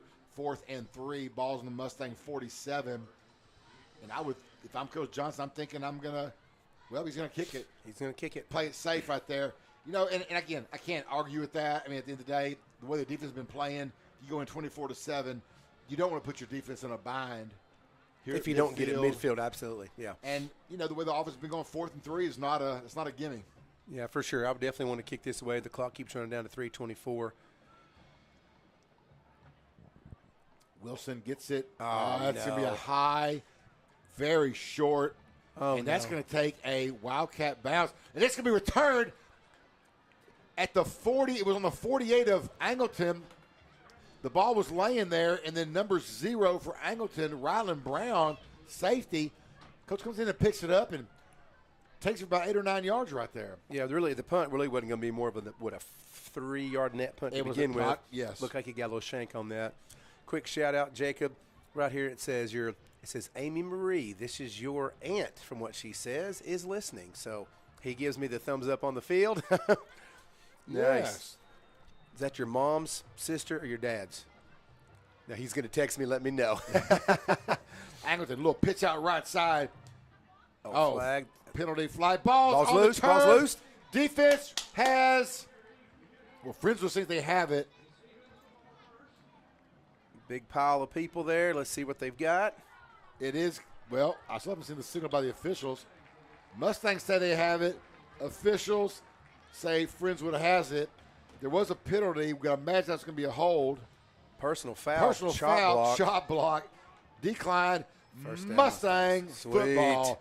And the defense again comes up big. What do you want them to do, Kirk? I mean, they're doing everything you ask them to do. I know Coach Griff's down there dialing up what he can dial up, trying to get something going. So great job there by the Mustangs. Again, 3 minutes to go. Plenty of time to get a score here. And Jacob clarifies that is his dad's sister. So thank you, Aunt Amy, for checking out and listening to Jacob. Sorry you don't get to hear him every word. It's kind of cutting out, but he does a great job. Jacob does a wonderful job with us down there on the field, and we appreciate having him part of the program the past couple seasons. Well, you'll hear him a lot more next year, too, with maybe a little bit even cleaner mic up here in the booth. Yes, sir. With the coach himself. Butler draw to Walker Winters, and it goes backwards. Angleton is not fooled by the draw. No, absolutely. They're definitely having the way with that draw. It's not dialing that up. And, of course, the Mustangs are going to let that clock probably run down as far as they can. They don't want to give the ball back to the Wildcats as it's 2:41 and counting.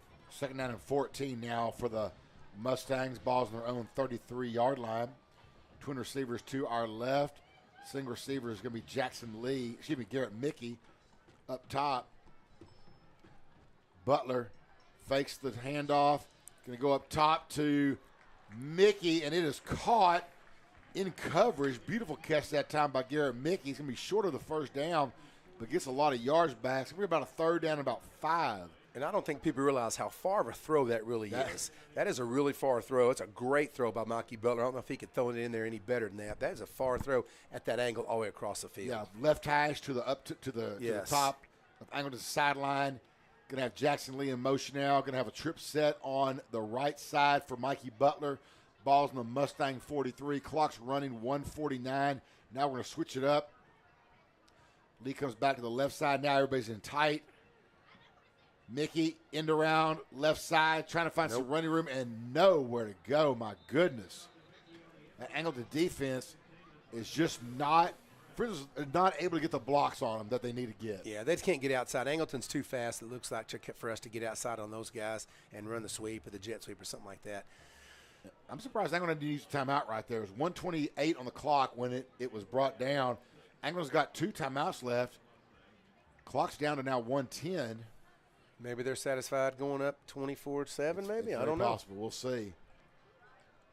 All right, Wilson's due for a good punt here after that last one. I know went off the side of his foot, so wants to boom this one back.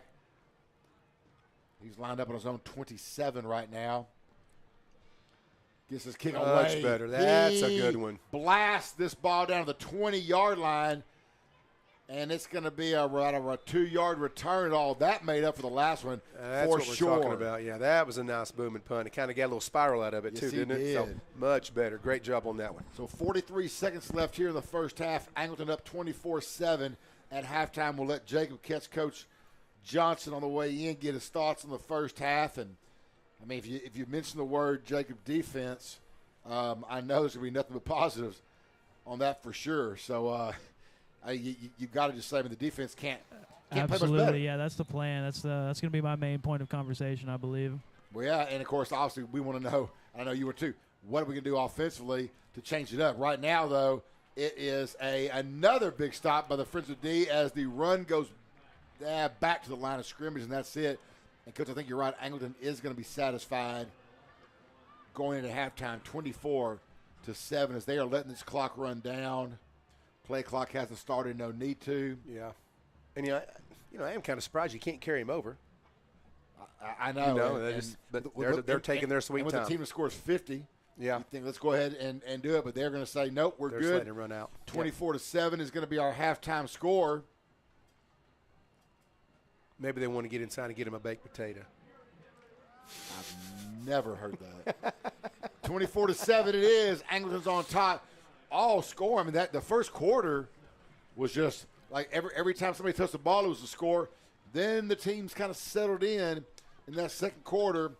Friendswood, again, just like, as we talked about before, a special teams mistake, a turnover. The next thing you know, it's 24-7. The Friendswood's defense playing one of the best first halves I've seen them play, even though they've given up 24. And, Jacob, I know you got Coach Johnson out there. We're going to let you take it away.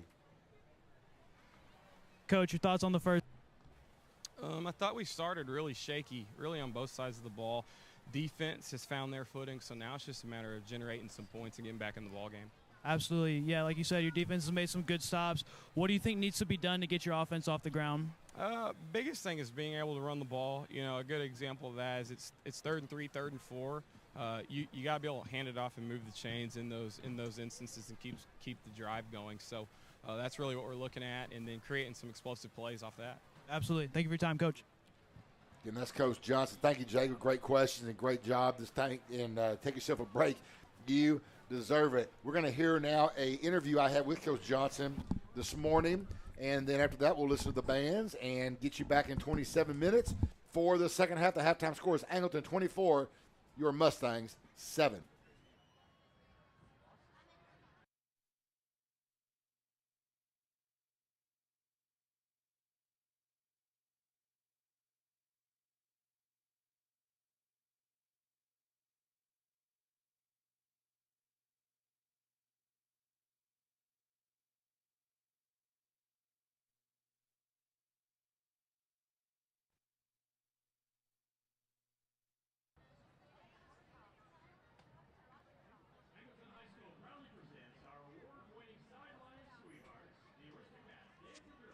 Welcome back to the MCS pregame show. Right now, we're joined as always by the head coach of your Friendswood Mustangs, Coach Jordan Johnson. Coach,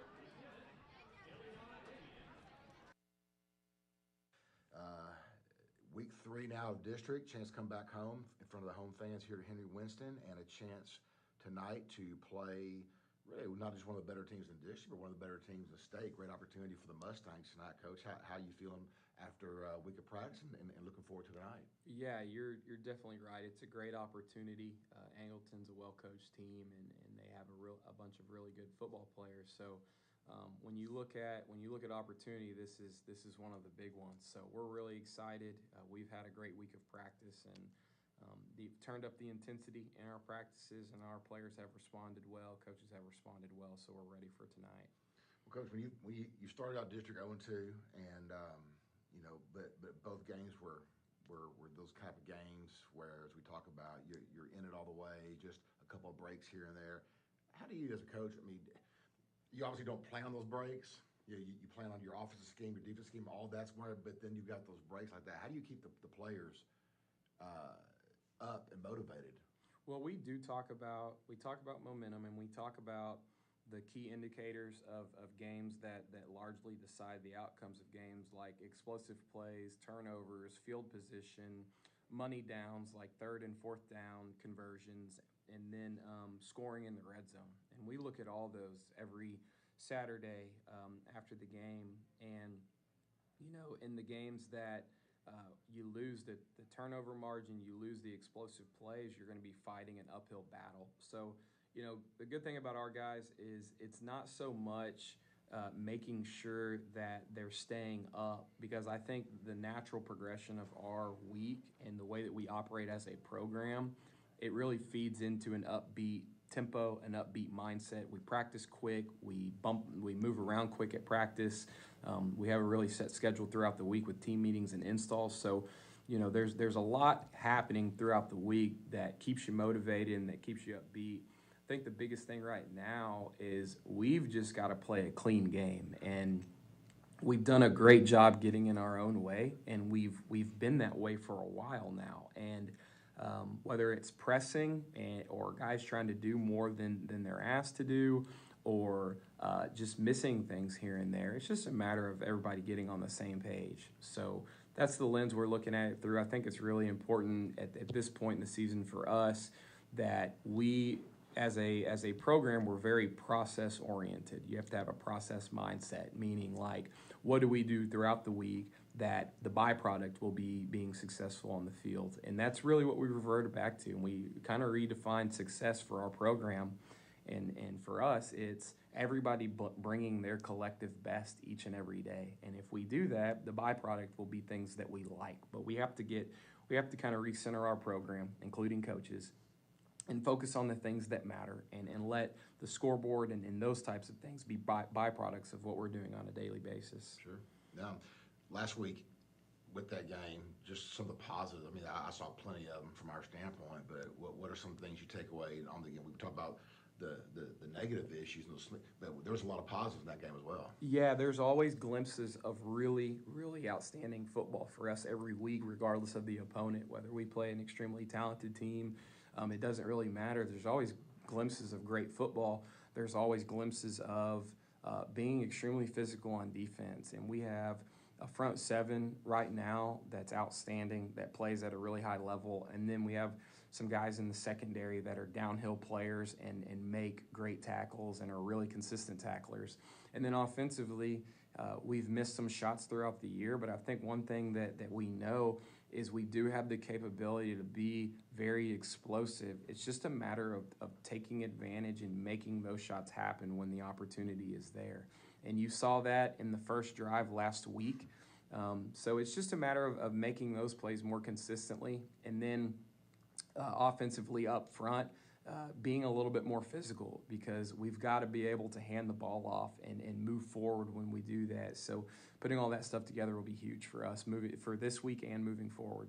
Well, Coach, let's talk real quick now, and we're sitting here, of course, Friday night, got your game night, but let's talk real quick just about, you and I were talking earlier, about the future of the program. You've got a young group of kids now in that freshman class that seem to be playing some good football right now. Yeah, they really are. So they played Angleton's freshmen last night, and similar to our varsity, we've been looking at our freshman group and kind of looking at them and saying, here pretty soon, we're knocking on the door. There's been a lot of warning track power. Here pretty soon, we're going to hit a home run, and we're going to put a game together where all offense, defense, and special teams and the kids are clicking.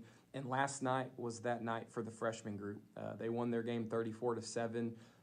There's some really good football players in that group, played really physical. And I think what I liked seeing the most of the freshman group was just the spirit that they played with and how much they enjoy playing the game, because it's so important. And so, I'm kind of watching from the side on Thursday nights, and I just kind of want to get a big picture of our program. I'm watching coaches interact with the players and players running on and off the field with urgency. And it was a really good picture and also a testament to the hard work that those freshmen have put in. So big shout out to those young guys in our program that are coming up and that are going to make our town proud. No, that's exciting. Of course, those guys will be on varsity very soon. It doesn't take long.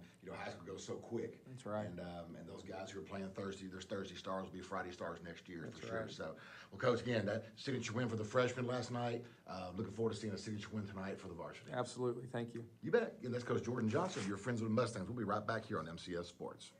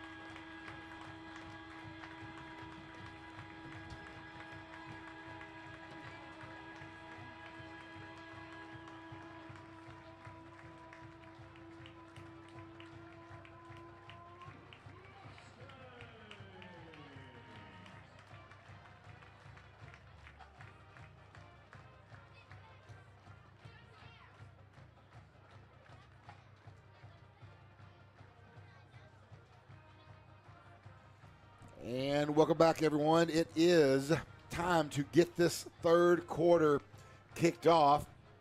Both teams just ran on the field and ready to go. The score is Angleton 24 and your Mustangs 7. Hope y'all enjoyed the halftime show from both bands. Both bands getting ready for contest season. And always nice to hear. Friendswood Band always does a great job. Oh. No, as you always say, and you're not wrong, the hardest working programs in the school. Oh, absolutely. These guys will come out and do half a ball game, leave, go sleep, 2 in the morning, get on a bus, go to San Antonio. My goodness, these kids, the band kids work their tails off. They're always in the sun, march on the parking lot. I've had 2 kids, and you have as well, played sports here, done theater or choir, and I believe that the band trumps the practice time for theater, choir, and basketball. They do a great job, and the direction of all the directors there do a great job. Junior high guys do a great job. We had the junior high team playing at the home. The band directors at the junior high brought the band out to the junior high game. It was a phenomenal experience at the school on Wednesday night. It was a ton of fun. Cool. Ton of fun. Well, let's see, Coach, for Friendswood, what's going to have to get done? And by the way, if you missed the first half, Friendswood is having a kickoff here as this kick is underway here in the third quarter because Angleton did win the toss. Oh, dropped it. The ball is on the turf. It is picked up. Caught at the 20, dropped at the 20, but recovered, and Angleton will get their first drive starting the 24. But let's go back to the first half, really, because the first quarter was explosive. Oh, absolutely. Yeah, lots of scoring. Angleton would score. Friendswood first play, score. Right. Yeah. Get there to long pass to Mickey. So, and then Angleton really kind of blew up there with the 24 points. We had a great hold when they were inside the 20. When then we ended up getting a hold and held them on the field goal. So they did a job there. And then the defenses kind of came to play in the second quarter. For sure. Made a huge difference where we're knotted up again, 24-7 right here. Yeah, as offensively, they were just a juggernaut in the first quarter. But Friendswood's defense did come, set it straight. But again, down 24-7. 2 drives started though from the red zone. First play from the scrimmage, left side run. That's going to be Shockley. Gets about a 6-yard gain on that. Going to be a 2nd down and 4 now for the Wildcats. And because I would think, just knowing Angleton's offense, what they do, and they do put points on the board, that they will churn out the run game this half. I would think so, too, because it uses up clock. Exactly. Tries to tire out the Mustang defense, who, again, had played a really solid second quarter. But, again, they have played a lot. Quick pass out at the 40. Makes a move to 45, 50 into Mustang territory. You know, the receivers do a lot of good job with yards after the catch. Yeah, that's number 5. It's going to be Sanders. He already had 2 touchdowns in the ball game tonight. But – yeah, these receivers are some of the best I've seen this year of the yards after a catch, just making moves, making something out of nothing. But Duran as well, quarterback's having a great game. Ball's down the Mustang 45-yard line, 1st down and 10. Handoff, Shockley around the right side, brought down. There's Caleb Allen on that. Okay, good. Allen right off the bat, maybe about a 2-yard gain is all Shockley will get. Allen held on and said, "You're not going far unless you're going to drag me with you." Well, and again, like I said, with Angleton run the ball is, and you mentioned it too, the Friendswood defense, just the time they've been on the field, it's just been so much against us tonight that you got to feel Angleton's just going to continue to try to, just pound them into submission. Quick strike again, caught. That's going to be number 11, Jackson, thrown out of bounds. Austin Kane on the tackle. So far, Angleton's just running and then just a quick screen out, run, then a quick screen.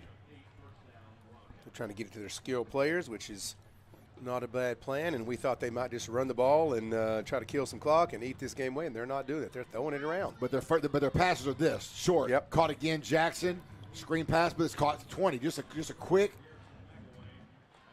not just you're already in that pistol step throw. You get enough cushion out there, and then let these receivers, who again are doing a great job with the Yaks, with the yards after the catch. It's 1st and 10 now from the 20. Oh. Ball was snapped and dropped by Duran, and he is going to be brought down. Was that Sindelar? Sindelar, yes, sir. Yeah, that's going to be back to the 27-yard line, so a break for the Mustangs. Bring up a 2nd and 17 now for the Wildcats. Again, just underway here in the third quarter. 24-7 Angleton here in district ball game number 3.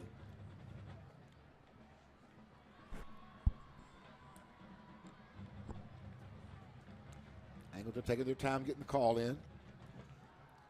Going up top all the way, got Jackson, overthrows him. I guess a third time he's overthrown Jackson by just a step. I think if Jackson would have caught that, he would have been out of bounds. I don't know. He's had some pretty good toe tapping. That is true now. You're right. Tonight. So another 3rd and long. The Wildcats have been in this position several times tonight. Friendswood's defense now can just hold here. This would be a huge stop for the Mustangs D. Oh, absolutely, especially when they've got those nice 2 big plays under their belt, and then the Mustangs will be able to stop this. Of course, they may go for the field goal, which would add 3, but this would be a win for the defense. 3rd down, 17. A little stop and go action there. Incomplete. Yeah, it's Caden Crow in the coverage. Thank you. Crow out there. Yes, so sir. Just looks like Duran just passed out, letting his athletes be athletes out there, and good coverage that time. So it is 4th and 17, looking to see, and it is going to be Rodriguez. Now, he tried a 45-yarder earlier. That one was returned. Well, heck, this is a 44 right here, and we don't have anybody back. Are we thinking fake?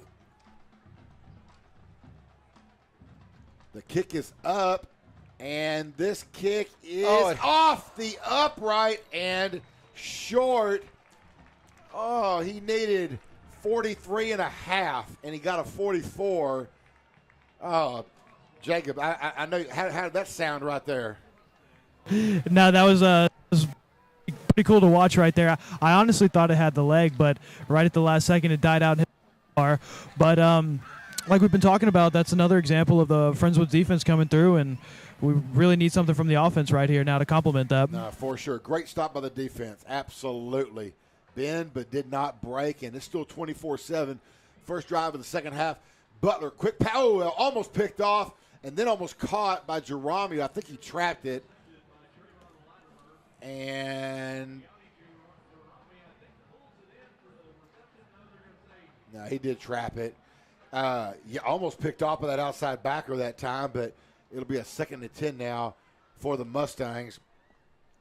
Mustangs trying to hurry up. Oh, then they stop and trying to get the play. I thought they were going to try to snap that. It looked like the Angleton defense wasn't quite ready. Twin formation left side, single receiver to the right. Winners in the backfield. Fakes to Winners, just low. Looking for Jackson Lee, a little miscommunication. Lee's frustrated. He and Butler are not on the same page right now. Kind of taking a page of the Angleton playbook, trying to get to the skill guys as quick strike. Because the pressure the Angleton's putting and the pressure the Mustangs are putting on each quarterback has been pretty well tonight. Winners offset to Butler's left side. Trips formation to the right. Abibi's in the slot. Jackson Lee all alone on our left side. Just underway here again in the 3rd quarter. Mustangs down 24-7 to Angleton. Handoff. Winners, nice move. 30, 35. Oh, he's going to be about a yard short. We'll see the spot. Oh, that's a pretty good spot. Oh, they're moving it. Yes, they he sure did are. get the first down. Walker Winners, nice move. Mustangs trying to hurry up there. Great blocking there by the defense. It's a quick snap. Little tempo. Overthrows Lee and Butler are just not. The ball looked like it sailed a little bit on Butler, didn't it? Yeah. Got a little high on him. Good little screenplay set up right there, but just the connection right now is just not there between those two. They'll get it going, and they'll keep trying. Walker Winners right side. We're going to have a false start, I believe. Yep, we do. Friendswood wasn't quite set, trying to rush that one in on that tempo, and just didn't have someone set that time. I guess that's the danger, right? When you go in there and try to get going kind of quick, sure. Somebody's got to be set. It's hard to do. For sure. 8:28 left here in the 3rd quarter. Mustangs down 24-7. 2nd down and 15 now for the Mustangs. Balls on their own 32-yard line. Been a long time since the Mustangs have been in Angleton field position. Be nice to put a little drive together here. Get some points on the board. The only touchdown today is from Butler to Garrett Mickey in the 1st quarter. Butler fakes the handoff to himself as Winners was on his right side and Butler went to the left. And, again, it's just a miscommunication. Yeah. right there, just a little bit off. Yeah, it looks like they were thinking to go to the right, and somebody was on the wrong side. Nobody to hand off to. He had to tuck it and kind of run. By the time he decided to do that, it was too late. He was already swarmed up there. So another little 2-yard loss, 3rd and 17 now for the Mustangs. Trips left side, single receiver right. Oh, goodness. Another tempo and another false start. 2 false starts on this drive. We've had 2 false starts, 2 miscommunication, Yeah. play on the offense, and not what the Mustangs need to start off this drive. So another 5 yards back. It'll be a 3rd and 22 now for the Mustangs, and the playbook gets a little bit more limited now. Trips now to the right side. Jackson Lee all by himself to our left. Winters in the backfield. Butler, quick strike to Lee on a slant. Oh, Lee took a shot. Oh, helmet to helmet. I saw the flag come in. Personal foul. He sure did. Lee got about 3 or 4 is all. They might have led with the helmet on that. That's what I think they're going to call right there. Is he had the flag after the hit was made. And that'll be an automatic. I was going to say, even though it's 15 yards and we're longer than 15 yards, I still get an automatic first down, whether it's the yardage or not. I believe that's correct. They're still talking about it, though. So now, is that going to stand? Oh, they're waving it off. Wow. I mean, it was it definitely had that look even from up here. I think Coach Johnson disagrees, and I don't. Yeah, Jacob. I don't blame him one bit. Where you're at, you can hear anything going on down there. Yeah, I mean, it was a silly penalty. Lee was already wrapped up and essentially done on the play, and an Angleton defender, I mean, hit him helmet to helmet. I don't really know how you wave that one off right there, but I'm not the official, so. Yeah, that's disappointing. I know Coach Johnson's still discussing it with them, but I mean, there's a lot to discuss because I mean that was a clear cut helmet to helmet. Probably half a second from hearing the whistle get blown to blow the play dead. Right. Yeah, for sure. But they did, unfortunately, blow that off. So it will be a punting situation for the Mustangs. Clock will roll now, 7:45. So Wilson will come on to kick. Oh, that was a break. That was the break that Friendswood could use right there. Angleton has had a few breaks, and they've taken advantage of every one of them tonight. And see if Wilson get another boomer. His one's going to be a shorter than the last one, but it's going to be, hit at the 47-yard line of Angleton and takes a Mustang bounce. Now, we do have a flag. A couple of guys getting together right there around midfield. Don't think it's going to be a hold right there because it really wasn't much of a return, but we'll see what they're going to call. And they are going to call the hold, so it was. A little extracurricular activities as well. A little hold and a roll and a drop and a stop, drop, and roll. For sure. Well, that Friendswood defense, though, helmet's back on. You might as well not take him off, seems like tonight for the Friendswood D. Just keep on going out there and just playing a whale of a game. I know, again, the scoreboard may not reflect that at 24, but if you've been here and you've watched this game, you know they've laid it all on the line tonight. And the offense is just seems like about a step away from just getting things connected, but just everything right now is either a pass too high or a little false start here and there, and just can't seem to kind of get that traction right now. You got to get that rhythm going. That's super important. You got to minimize those penalties. Handoff, first play, right side, brought down Shockley, brought down for a loss. That was Garrison McElwain, number 34, making that. Nice. 2nd and 12 now for the Wildcats. After this drive, we'll update some district scores for everyone.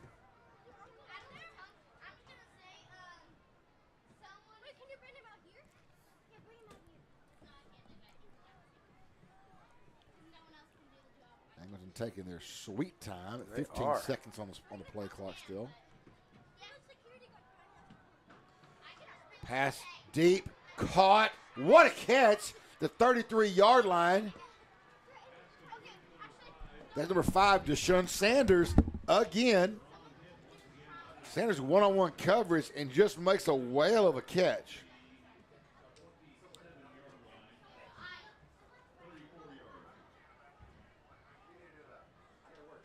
First and 10, balls on the 27-yard line. Some of our fans down there on the crowd, Mike. Trying to scurry them along. Thank you. Little end around, left side, back to the middle, still on his feet. Oh, Now lay tripped down up. the 10-yard line. And there's another flag. Uh, Could it be a block in the back down there that far from the line of scrimmage? Come on. that was number 16, the sophomore, tied in again, Wyatt Nealon, but that is against the Wildcats, so we'll take it. It's a hold. Got to back them up. Go back into that catch by Sanders earlier. That was phenomenal. Just went up top and just, I mean, coverage is great. Oh, yeah. Well, what I find interesting, too, is when they catch, they're not trying to tiptoe out of bounds. They're trying to stop, stay in bounds, get those yards after catch, try to make something happen. They've done a good job tonight for sure. Yeah, for sure. So it'll be now first and 5 now from where the spot was. Angleton's got 3 in the backfield plus the QB. Yeah, nobody wide at all on either side. Oh, nice little play. Nowhere to go that time. Going to be about, getting right back to the line of scrimmage. Like the action there in the backfield. It looks like a little Army-Navy game going on right there. But Yeah, it was given up to Trayvon Waddy, number 22. second down and 5 for the Wildcats. Clock's down under 5:30. Duran's going to pass out of the backfield. That is caught and brought down immediately. Looks like That's Caleb Condon. It sure is, Condon number on the 15, tackle. yeah. Nice job right there. Yeah, he read that well. But it's going to bring up now 3rd and short, but a 3rd and 2 for the Wildcats. Still 3 backs in the backfield. Because this does not remind you of Fulsher last year. Yeah. Just except their backs may have been bigger. Yeah, oh, for sure, for sure. Receivers are tight ends are going to run the ball. Did not Nowhere get to it. go. And that is going to be Sindelar. Just shot in there, and that is a 4th down now and 3 on the 1-yard loss. They gave that to number 16, Wyatt Nealon. He's a sophomore tight end. Are they going to go for it right here? It looks like they are. 4th and 3. Ball's on the Mustang 20. Just at the tip of the red zone. Need to get to the 17. Friendswood's defense made a lot of big plays tonight. Can they make one more? Duran passed out to Wyatt. Caught. 10, 5, and touchdown. Angleton. Wyatt Nealon, the tight end out of the backfield. And there was nobody, Coach, on him. I got to give them credit. That was a great play call. Yeah. Gutsy play call there, 4th and 4. Of course, I guess it really isn't gutsy. You're up that many points. You're on this end of the True. field. So I guess it's not as gutsy as it sounded to be. But still a good little play call by Angleton there, and he was not even touched. 4:15 left here in the 3rd quarter. Angleton on top 30-7. Extra point up and good. It's now 31-7. Angleton on top of your Mustangs here at Henry Winston Stadium. Again, this is district game number 3. Other scores tonight, Crosby has beaten Kingwood Park 34-14. It says final. I'm not sure that's right, but it seems a little early. But the score is 34-14. Porter on top of Pasadena 35-0. I think, Coach, you said earlier Pasadena has not scored yet in district. That is what's on the Max Preps website. So I don't want to be quoted wrong. That's what they have on the website. Well, we know they did not score last week against Angleton, and next week that's where we will be in Pasadena. And LaPorte on top of Kempner 42-3. So LaPorte, Crosby, and of course right here Angleton on top of Friendswood 31-7. So the top of the district right now is in control. Yep. Well, Crosby, Angleton, and LaPorte, those 3 are kind of leading the That's top. it. And we played all 3 of them. Yes. You know, so it's going to be interesting to see now the last 4 games when you've got the 4 teams. So really you've got 5 teams, Friendswood, Porter, Kingwood Park, Kempner, and Pasadena, who are really all going to be fighting for that last playoff spot, Coach. Absolutely. The top 3 seem to be kind of settled in, and Friendswood can't argue with that right now because they have lost or are losing to all 3 of those. That right. is correct. Yes, sir. Those 3 will beat it out, and then there'll be a spot for that 4th playoff spot, which, again, Friendswood, if this score holds, goes into next week's game at 0-3 in district, but the playoff race is still alive. Yeah, absolutely. Oh, yeah. There's a lot to be playing for. You got to And you never know once you get in the playoffs. Oh. Everybody's 0-0. Right. You never know what could happen. And For sure. as the defense is playing well, a good defensive stand could win a game and get a couple rounds. You never, ever know. No. So I know if you're listening to this right now and you're going, playoffs? Playoffs? Just know we Jim know. Mora. Yeah, no, it's definitely a possibility, and I know these players know that too. 31-7 is our score. 4:15 left here in the third quarter. Mustang will get the ball their own 30 as the kickoff went out of bounds. See what Friendswood can do just to get some positives going here. A lot of game left still. Walker Winters up the middle and nowhere to go for Winters. He's going to be brought down right at the line of scrimmage. And again, I'm going to go back to what we said earlier in the ball game. The line of scrimmage, when Friendswood has the ball, has been dominated by Angleton tonight. On the other side, though, Friendswood's defense has kind of created a stalemate for much of the ball game. Butler back to pass. Got a man. Jackson Lee caught. There you go. Down to the Wildcat 47-yard line. The difference with that play and all the others, Butler had time. Yeah, absolutely. He had enough time there. Great job by the line. Just give him – he only really needs 1.5 more seconds. That's all he needed to get that play. And Jackson Lee's quick. He can get out there. Little pass out. Yeah, pass out Winters. There you go. Little bubble screen there, as you said. It's going to be about a 5-yard gain. Much better, and going to be a official timeout. Someone is hurt. I can't tell who that is. Looks like maybe a BB down there. I think he was blocking on that and just kind of got run over from behind from Winters. Yeah, I think it is number 11. I think it is a BB. So, again, just a reminder, next Thursday we will be live from Veteran Memorial Stadium in Pasadena, Texas, where your Mustangs will be looking to play the Pasadena Eagles. And the week after that, again, will be Porter right here at home. Week after that will be Kingwood Park right here at home. And then the last game of the season will be a Saturday affair versus Kempner. And I'm hoping it's not the last game of the season. We're hoping there's at least one more, maybe a couple more, like you said, into the playoffs. Nothing like a little November football. Oh, yeah. And, those Saturday games remind me of the days we used to go down to Old Memorial Stadium there in Clear Creek ISD back when we were, I guess, the smallest of the 6As back a few years ago. I say a few, probably more than that. No, it was time travels. The first year we were 6A was 10 years ago because that was Justin's senior year. Yeah, senior year. Oh, my 10 years. I know. That's okay, more than a few years ago. Handoff Winters right. Oh, no, that's Bateman. And he kind of bobbled it a little bit, had to kind of re-grab the football. Nowhere to go on that, so it's now going to bring up a third down and a long 5 for the Mustangs. It's hard to tell the difference with Bateman and Winters when they start running. Oh, yeah, they both run really, really hard. Yes, they do. Just the number there. Mustangs are kind of dial something up here, 3rd and 5, like you said, 3rd and 6. Need to keep this drive going for sure. Need to get some positive here. Get outside. Bateman handoff. Got to be a first down for Trip Bateman, I believe, right to the sticks. And they're going to move the chains. Yes, sir, Trip Bateman. Nice cut that time. And great blocking up front to give him a chance to slide through there. So they're saying, hold on now. I'm sorry, Coach. One guy said move the chains. The other guy said hold on. They're going to measure. They're going to measure. Okay.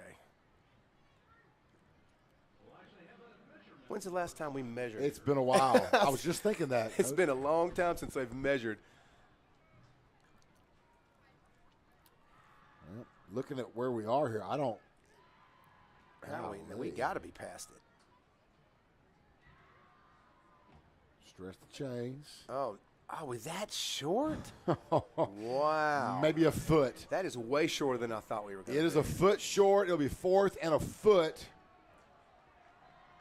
You're going. Here comes the big fellas. What do I call them, big or heavy? Which am I not supposed to say? You can say whatever you want, buddy. Okay.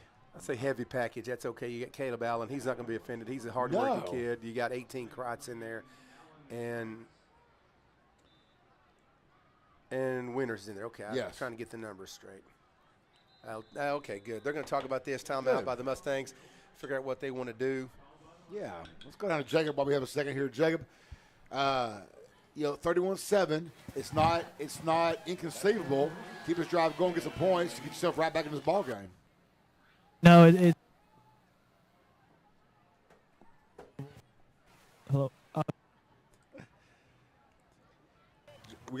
Jake, I'm sorry. We got a little spotty there. I'm sorry. Must have had satellite interference on that one. So, but I know you had some great things to say, Jake. And we apologize on that.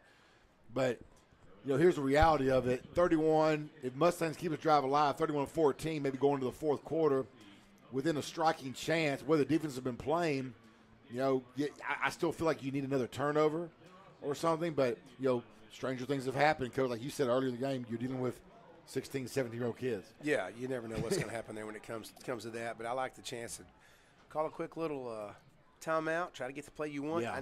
You need to have a 1-foot play. Whatever that play is, it needs to be a 1-footer. Butler under center. Butler didn't. Oh, goodness. Coach, I tell you what, I don't think he got. No, there's another late push. The Angleton DC was for sure he didn't get it. The initial hit.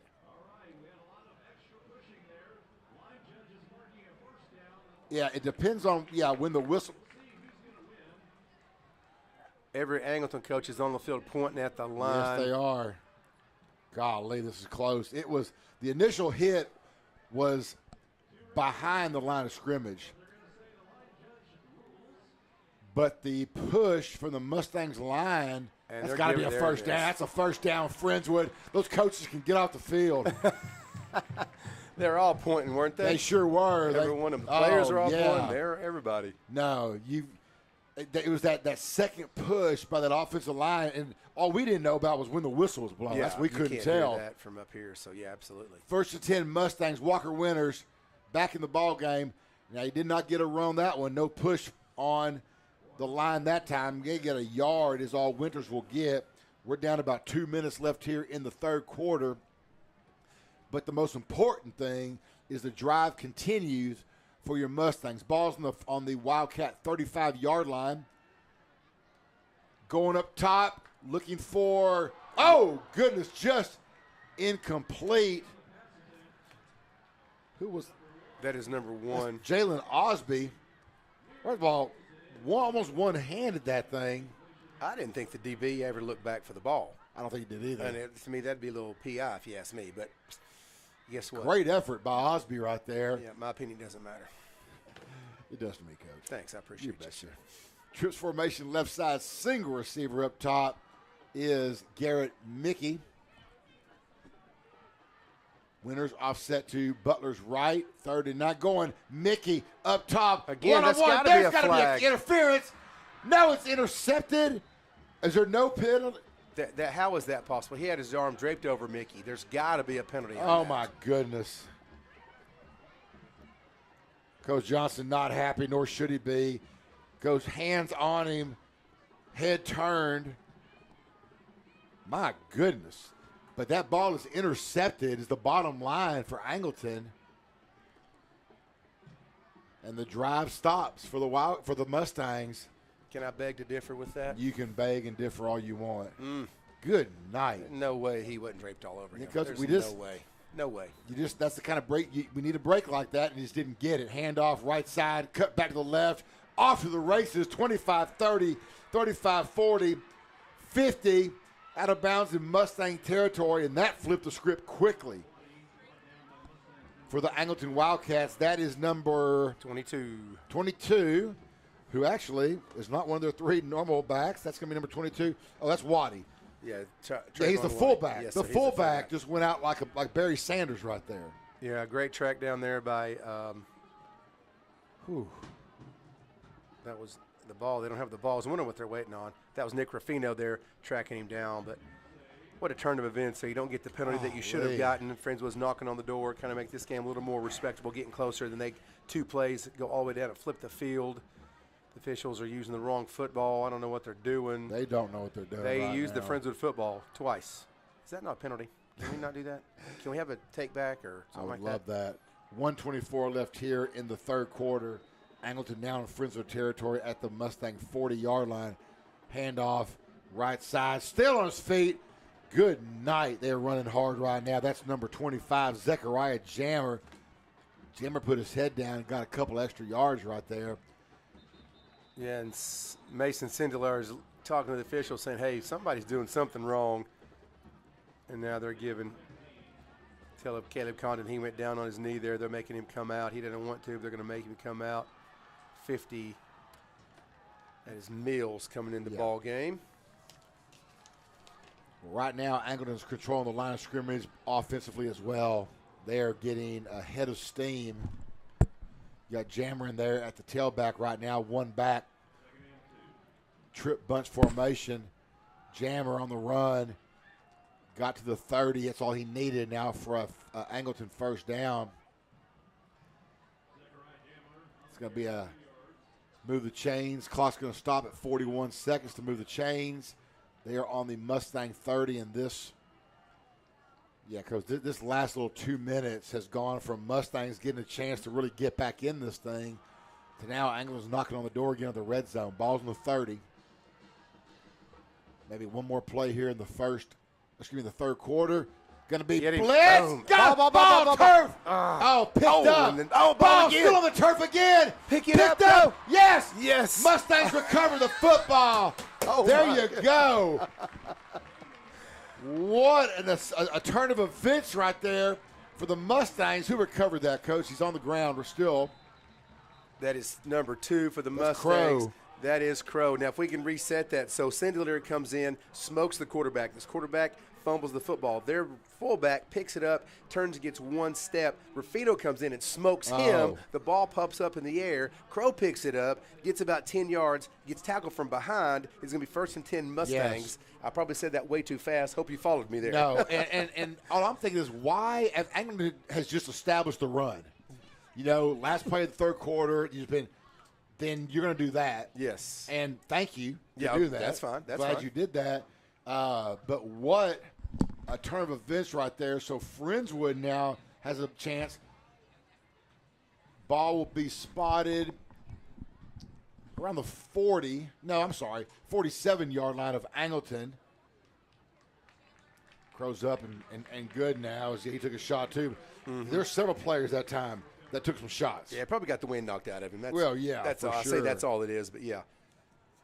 Heads up play to be having the football. Hope you guys are still joining in. We got several of you guys still watching and chatting us up. Thank you so much for staying with us. We got George Lindsay jumping in there with us now. Thank you, George. Yes. Mr. Lindsay checking us out. So, the score may not indicate it, but it's been an exciting football game. And again, the defense has done a really good job making some big hits and some big plays. If we could erase that first quarter. I know. Winters trying to get on the left side.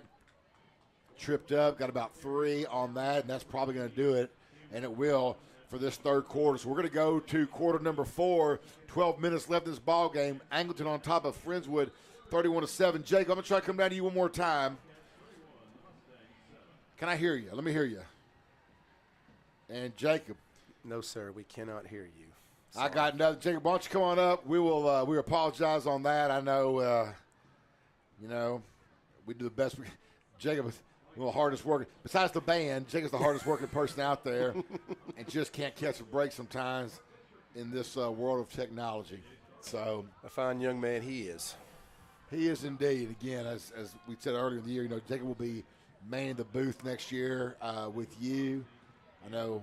See who's going to do play-by-play and color, and we'll see how y'all divvy that out. But it's we got to do it last year at Magnolia when you weren't there. Yeah. Home away game you didn't go to. Anyway, just want to point that out. And we had a good time. I did the play-by-play. Jacob did the color. He did a really good job. I probably does better than I do, and even though I've done this longer, but he does a really good job on that. We had a lot of fun, and it was kind of the double red-headed attack there with him and myself. Mine's kind of turning gray, though, as I get older. Just a smidge. Yeah, you and I both. A little long in the tooth there. Yeah. Well, here we go. 31-7, 2nd and 8. Handoff, Winters. First play of the fourth quarter goes nowhere. Oh, some extras. Here we go. Hang on. Here we go. Yeah. There's been some times some Angleton guys have been a little bit chippy there. They've been, pointing to the scoreboard and all that type of stuff. They need to just relax and just play ball. It makes it frustrating for the Mustangs, and they kind of feel like they get an extra hit on them, and then they want to retaliate. I don't blame them one bit. And Abibi's back in the game. Good. That's must good have been an ankle or something. He's back into it. 3rd and 8 now for the Mustangs. Ball is on the Angleton 45-yard line. A little tight formation for Friendswood. Fakes the end around. Going to run the wheel out of the backfield. for Winters. That's incomplete, overthrown. It'll bring up a 4th down and 8. You got to feel like you're definitely going for it here, down 24, and Bateman comes in the game for Winters. 4th and 8 from the Wildcat 45-yard line. Going to have trip formation out to the right side. Single receiver is going to be Garrett Mickey up top.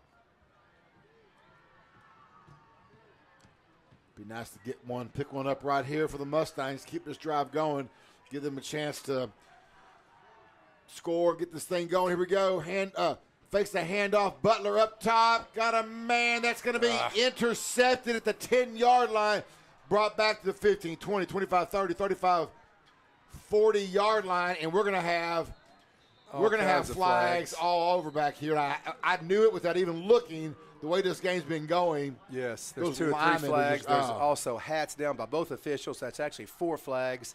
I want to give a shout-out, though, to Mikey Butler for going over there and making that tackle, stopping that. He wasn't going to sit there and just let them run down the field. So good job by him. But we have 2 flags and 2 hats. Yeah. So an official loses their flag, just to let you know, when they throw the flag the first time, if there's another infraction, all they can do is then just throw their hat in the air. That's how that works, because they don't carry multiple flags on themselves. I want to know what they do if it's a third one.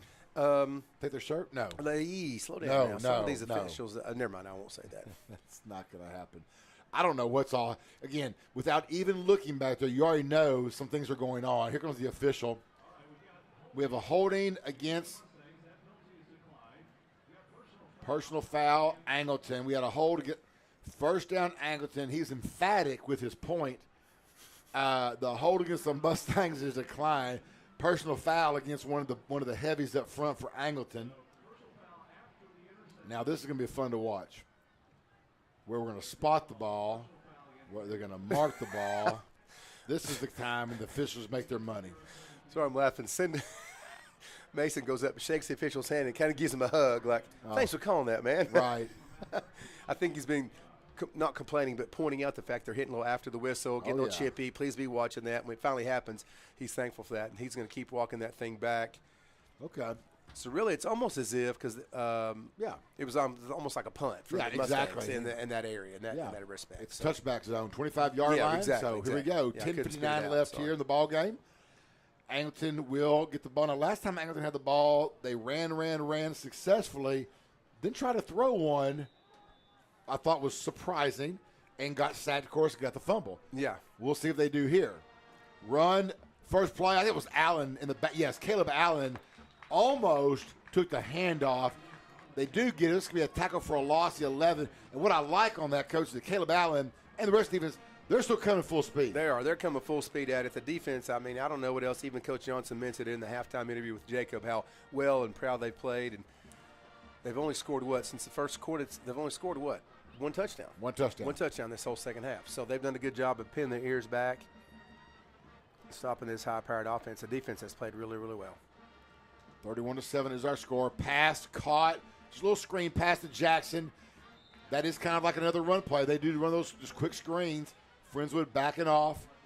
It's going to be a 1st and 10, yes, for the Angleton Wildcats. They'll move the chain, stop the clock briefly. Quick shout-out to Seth Harris. He chats us up on the line, talking about Coach Griff's defense, how they play hard and tough. And, Seth, you are correct, sir. Good to hear from Coach Harris. Handoff, right side is going to be Jammer. Going to get about 2 is all. Tripped up initially by 18, Kreitz, and then taken down by 97, Jacob Molina. 2nd down and 8 now for the Wildcats. And Molina played for me in junior high. I just point that out in 7th grade. Molina, you trained him well. I mean, I do the best I can. Well, you did well with that young man. I'm sure he came to you with no talent at all, didn't he? No, he's a great kid, man. He actually came in kind of late. I remember talking about how good he was. I didn't want him to move teams because he did a great job.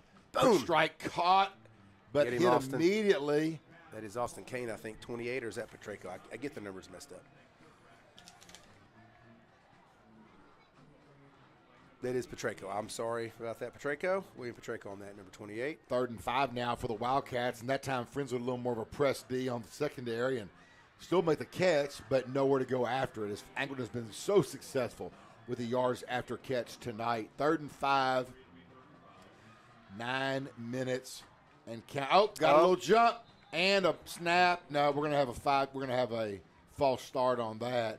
We're like the fullback that time, or the H-back. Yeah, he kind of took a step up.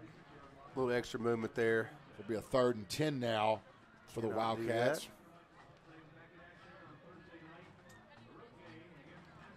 And next week we will be on the road in Pasadena.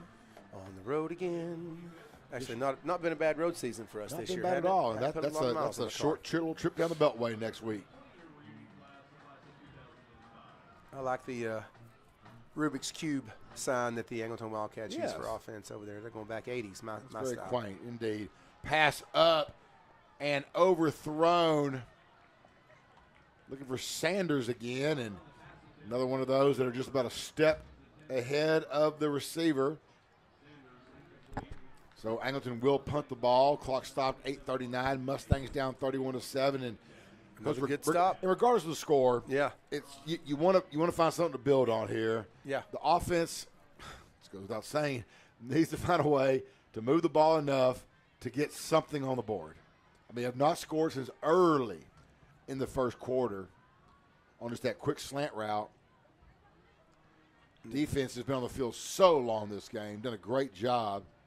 That punt's going to roll down. Great Angleton roll inside the 20, down to about the 16-yard line of Friendswood. So Friendswood, long way to go on this drive, but they have the ball and a chance to make something happen. Well, Jackson Lee had no choice but to let that go. That would be sure. silly to try to pick that up and make something happen. Wouldn't want him to fumble. So smart move on his part. It's got to go down there. Unfortunately, that was a booming of a kick. Now that I think about it, how far that was a nice kick, even though it wasn't from the line of scrimmage, because he's 10 yards back when he kicked it, 7 or 8 yards. So nice kick him. But anyway, like you said, the defense has done what they can do. They've pinned their ears back and played pretty hard this second half. That just can't do that the whole time as the offense. Oh man, it's a bad snap. It went straight to the ground there, and Winters had to just jump on it. That's just basically a loss of 3 yards. Oh my goodness, loss of 5 yards. A 5-yard loss, and here we are saying this. We just want to find some positives in the first play is a bad snap. Yeah, absolutely. Friendswood's offense is just going to have to find a way to get on track. Little direct snap that time to Winters.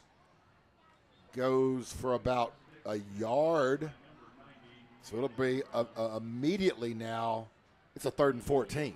Yeah. Just like that, with about 30 seconds off the clock. I guess the play before that was also going to be a direct snap to Winters. I think they were, but I don't think it was. I think it was kind of split them.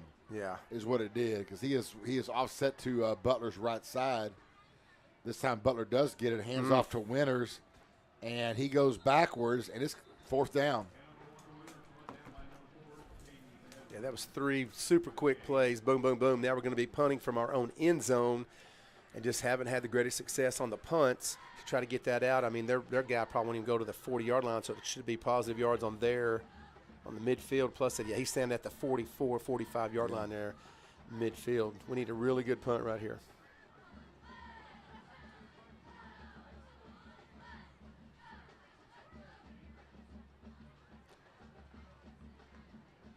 Wilson gets it. It's going to be a short, low kick, but a nice bounce for the Mustangs. Still rolling. Keep rolling. Down to the Angleton 41-yard line is where Friendswood downs it. So great job by Wilson and the special teams right there. And that's pretty much all you can ask for from kicking from their own end zone. 5 yards deep, try to get it past midfield, but glad he didn't shank one of those. So, again, the defense been on the field. We talked about it several times. Yeah, here we go again. And that defense, again, those guys are just – they're warriors out there tonight, Coach. I mean, that defense, give them all credit.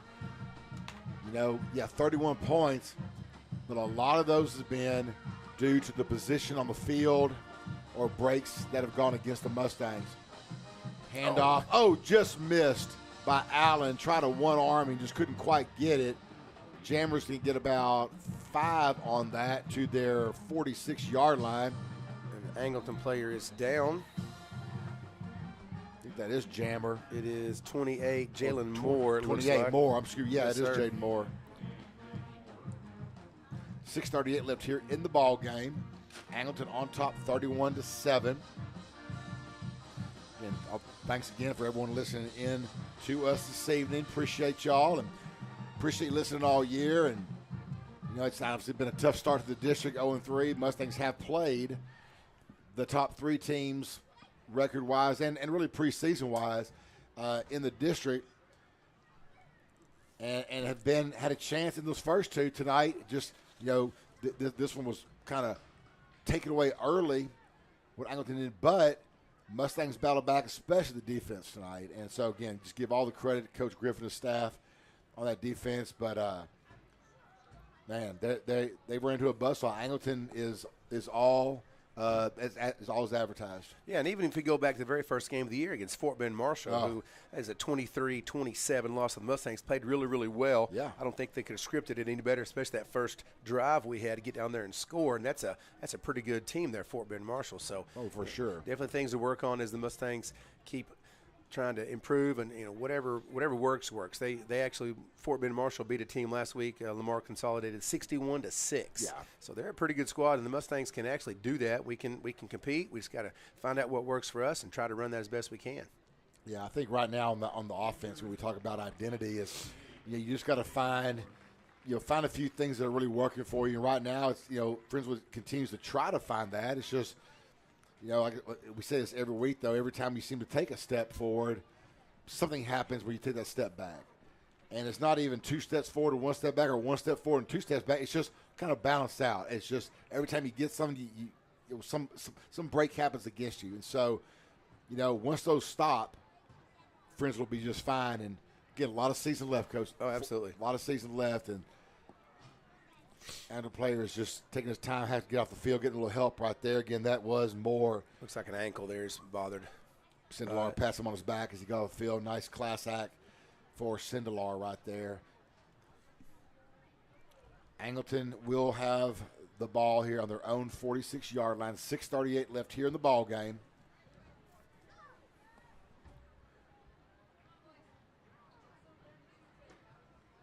And the player is off, and they will run the clock now. So back to live action. 2nd and 5 now for the Wildcats. Handoff, and there's some running room on the outside. There he goes. That is Shockley, run out of bounds. Tackled out of bounds. I don't see a flag, thank goodness. Yeah, I don't either. It's pretty close, but he stayed there to help him up, so I guess it's okay. That's what happened. He was so polite on the get-up. Mm-hmm. End of Mustang territory there at the now Mustang 41-yard line, so a new set of downs for the Wildcats. Still have starters in the ball game. Deron, Shockley in the backfield. Shockley handoff left side. Caleb Allen was blocked and made the tackle. One arm on the blocker, one arm on the running back. Caleb Allen doing Caleb Allen things right there for a loss. 2nd and 12 now. Yeah, it's hard to block him one-on-one if you're not really ready for that. He's got a lot of speed to him and some size. Big kid, works hard. So, and he's a nice young man. He's just a great kid. We had a young man, I guess I should say. Had him at the junior high, just worked his tail off all the time. So good to see him have some success, and they have a hard time blocking him one-on-one. He's having more than just some success, Coach, for sure. He is a player. Oh, for sure. For sure. Little end-around fake, run up the middle. Shockley. Oh, he is hit. That's Ruffino, and number brought 3. Down. Oh, goodness. Ruffino said, you're done. That was a hard run, Coach. Ruffino hit a man with a full head of steam right there and stopped him in his tracks. 3rd down and 3 now for the Wildcats. Bottles on the Mustang 34-yard line. And again, that Mustang defense is just not stopping. Yeah, they came to play for sure. They're definitely not taking any plays off. They're not subbing anybody out. They got the pride in themselves, trying to get out there and do the best they can. We'd like to have again, fumble recovery, which we've had. Maybe we can run it back. We haven't got a chance to actually the defense make a play with it coming back, whether it's a pick, because the clock's running to 2, 1. They got to call a timeout. Angleton does call a timeout with 4:59 on the clock. Nice break here for the Friendswood defense. Get him a quick shot of water and get back out there to stop Angleton here on 3rd and 3. And I know we're a little early in the game for this, but I'm just going to say it. Players of the game, I'm just going to say the Friendswood defense. And I know that's, you can call it a cop-out if you want. I'm telling you, they all came to play. Yes, they've given up 31 points, but so many of those were when they were pinned to their backs in the red zone. Mm-hmm. And the fact that, just take that last play example from Ruffino, where in a game like this and you're down and it looks like you're not going to come out on top, it's easy to kind of let that guy go or tackle a different. Ruffino set up a wall right there. Yeah, he did. He kind of almost picked him up and put him down. And that comes after the play of Caleb Allen, who's getting blocked in a play where, I could take a break. No, he doesn't, and goes and finishes it. So, again, it's a multitude of players out there for that Friendswood defense, and Coach Griffin and staff as well. Oh, absolutely. No doubt about that. 4:59 left here in the ballgame, 3rd and 3. Little end around, brought down again. That's a big back, brought down. That was Slaughter 42, again Allen 49, McElwain 34. Yeah, all three absolutely. of those guys getting in there. So 4th down and 3. Really can't. They're going to have to go. This would be way too long of a field goal. And you're not going to punt it from here. No. Give up about a 10-yard difference. Yeah. So 4th and 4.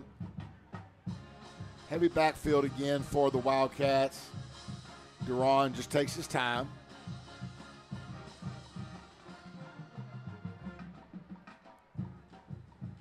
Going to end around to the right side. Oh, I don't know if he got it.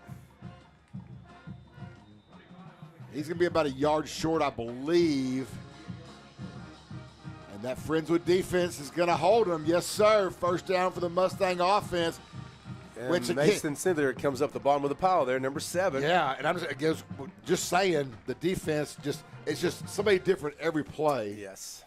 My hat's off to that Friendswood defense. Yeah, tonight. they're playing their guts out. I don't know what else, again, we could ask for them. And Coach Griff's got those guys dialed in right now.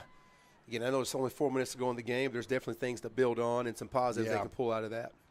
Mustang offense, again, got to find a way to pull something out here, get a positive here to end this ball game. Right now, down 31-7. Just need to get some sort of drive going here. Trip Bateman around the right side, nowhere to go.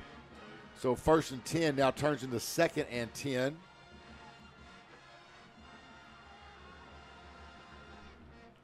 Got the band still kicking it. My goodness, they are. Little screen pass out, incomplete. Looking for Bateman, just let him a little too much.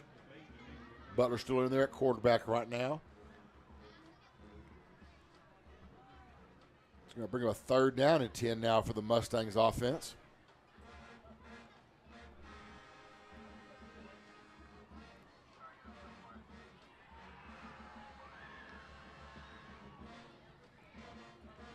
Butler getting the play in again. Bateman in for Winters at tailback. Receivers still starters. Back to pass. Butler catch. Now they're saying he's out of bounds anyway, but we're going to have a flag in the backfield, and there's the hold call. Yep, it's going to be all for naught. So Friendswood's offense will go back.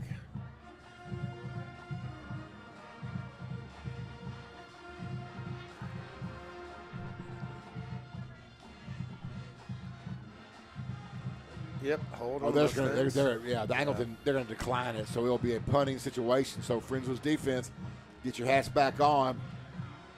Coming on the field yet again, 4th down and 10. Clock stopped at 3:38 as the pass did fall incomplete. Angleton looks to get good field position here.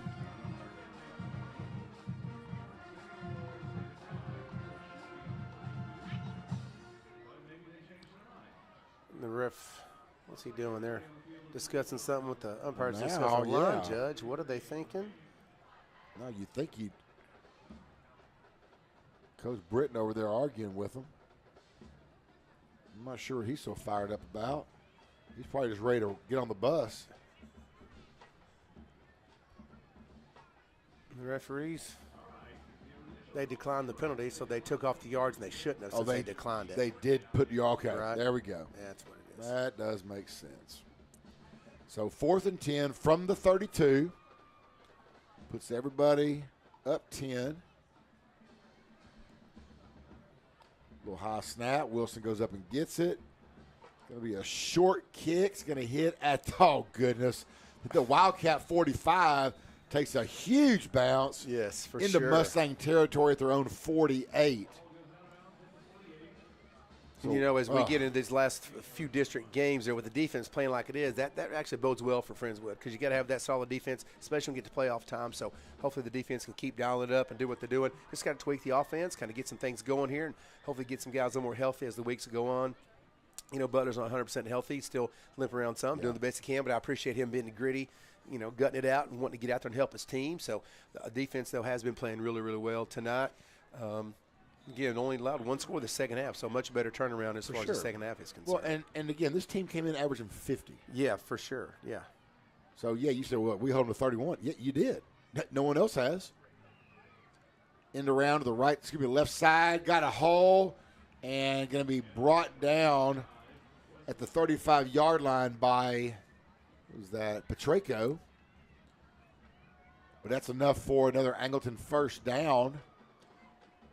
It's a little bit over 3 minutes left here in the ball game. Angleton's, they do have a new quarterback in right now.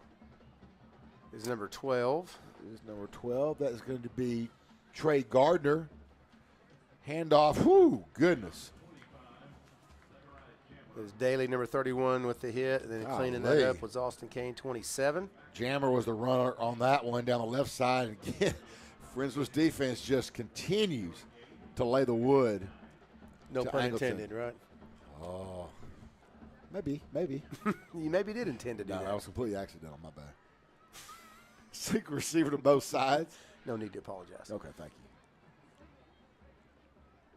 Jammer, excuse me. Yeah, that is Jammer. Oh, goodness. Got around the right side and got another first down. And it may be time. We'll see if Angleton keeps going or they're just going to run this thing out here. 2:25 left here. Angleton on top 31-7. They're trying to get it to where they can maybe have one more play and then just kneel this thing out and get this game over with. Tight bunch formation to the right side. Jammer cut up the middle. Second down and 10 now. Nowhere to go on that one. And we are at 2 minutes.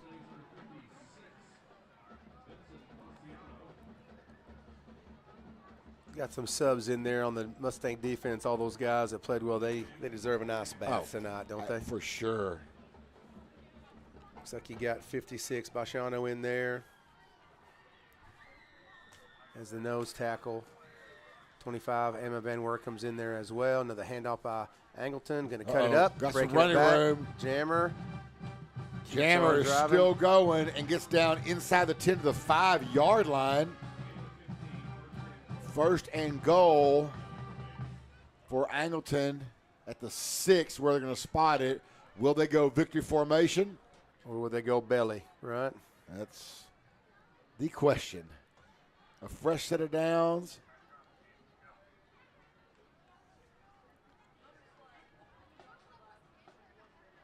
They're going to run the play. Jammer almost fumbled it and is brought down at the 3. Barely had the football.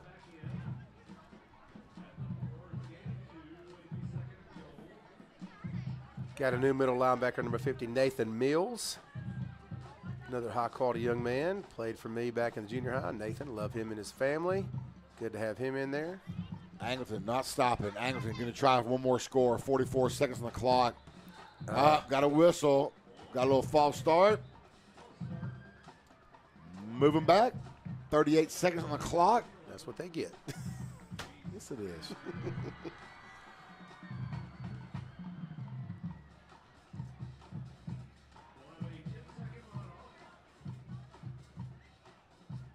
Oh, and they are going to do a 10-second runoff because of the time that occurred. So it's a 5-yard penalty. Well, now they do have a choice. I think they can either – I never understood the runoff, to be honest with you. They can call a timeout and not have the runoff. Is that not correct? No, that they could. That's what he went and asked Coach Britton, and Coach Britton said. And we're just seeing the official run some track out here. Well, if you call that running. I mean, I'm sorry, that was rude. I apologize. Trying to be generous.